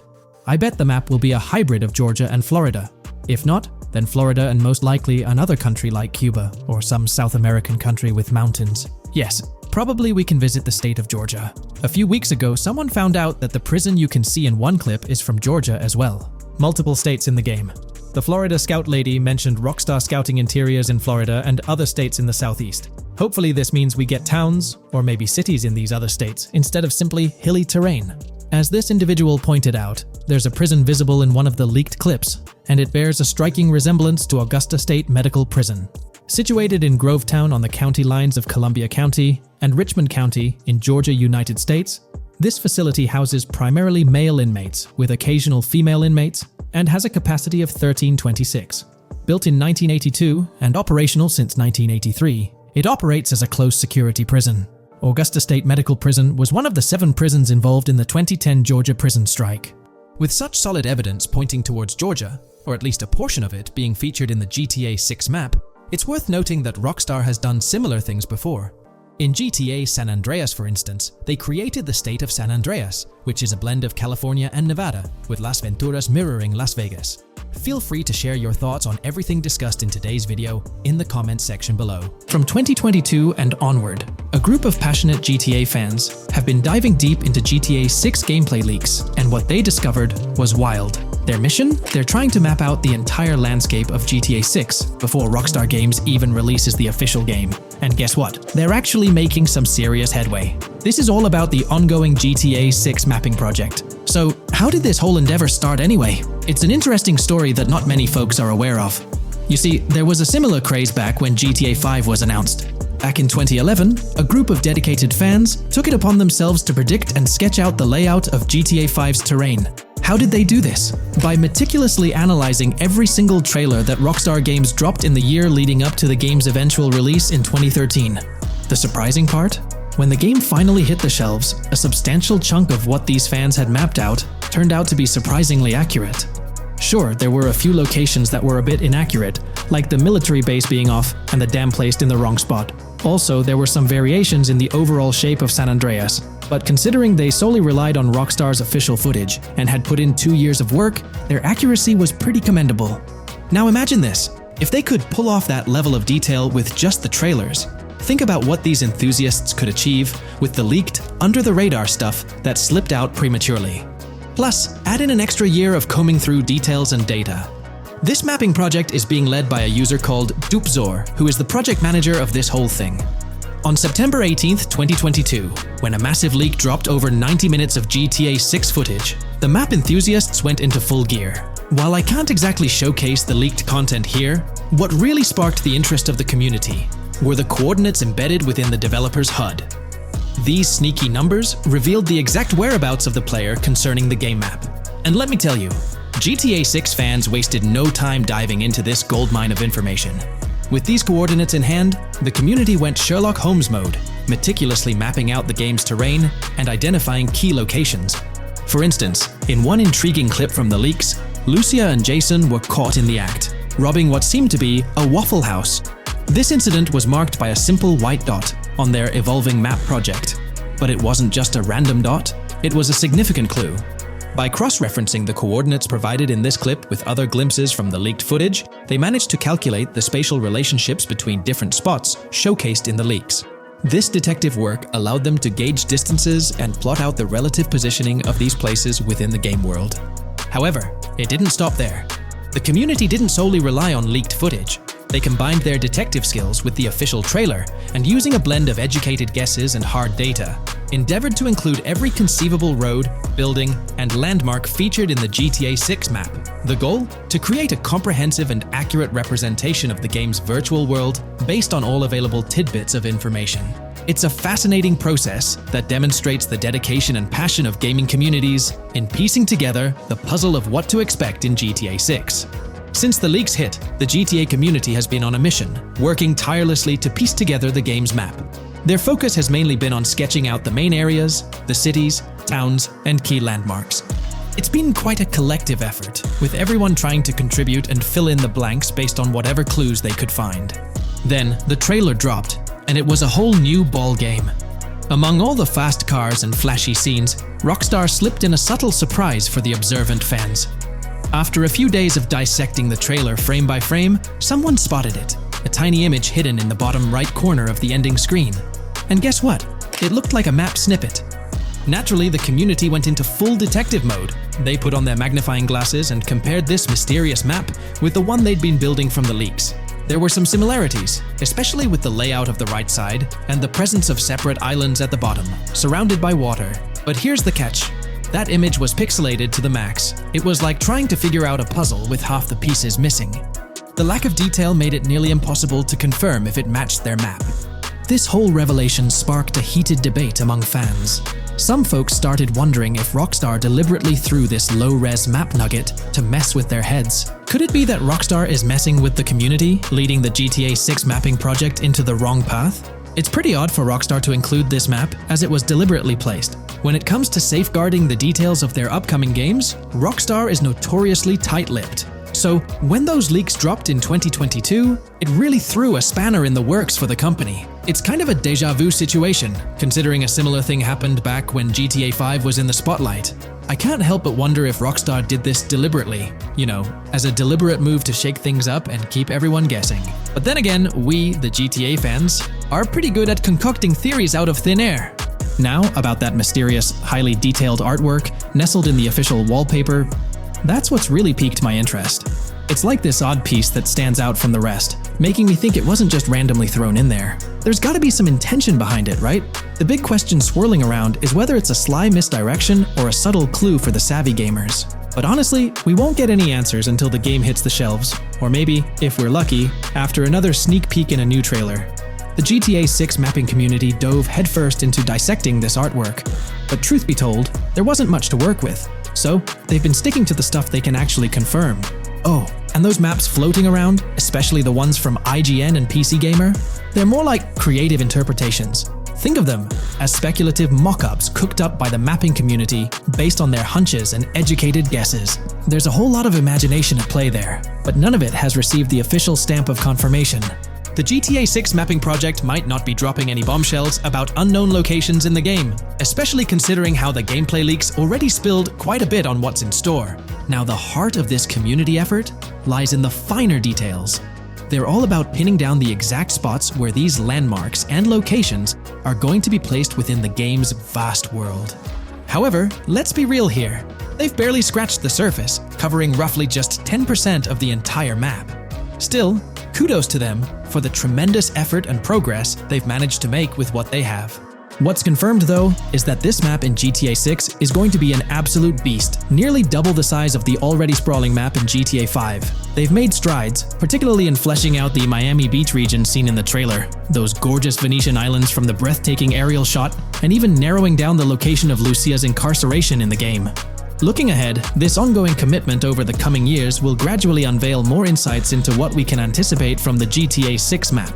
The anticipation is real, and it's fascinating to witness how this mapping endeavor will continue to shape our expectations for GTA 6. Looking at the timeline, it's pretty clear that both the completion of the project and the release of GTA 6 are still a considerable number of years down the road. But let me tell you, the dedication and hard work displayed by this community are nothing short of remarkable. Honestly, they deserve way more recognition for what they're doing. If you're keen on staying updated with the latest progress, or even lending a hand to this endeavor, I strongly recommend hopping onto the GTA 6 mapping community Discord. You'll find the link in the description below. These individuals have a monumental task ahead of them. But you know what? It's an incredibly intriguing project. Back in the days before GTA 5, I didn't even know something like this was happening behind the scenes. But now, As we patiently wait for 2025, every snippet of information or rumor about GTA 6 gets me all excited. And out of everything related to the game, I find the mapping community's tireless efforts the most captivating and commendable. A massive thank you to every single person contributing their time and effort to this project. I genuinely cannot wait to witness the final result of all their hard work.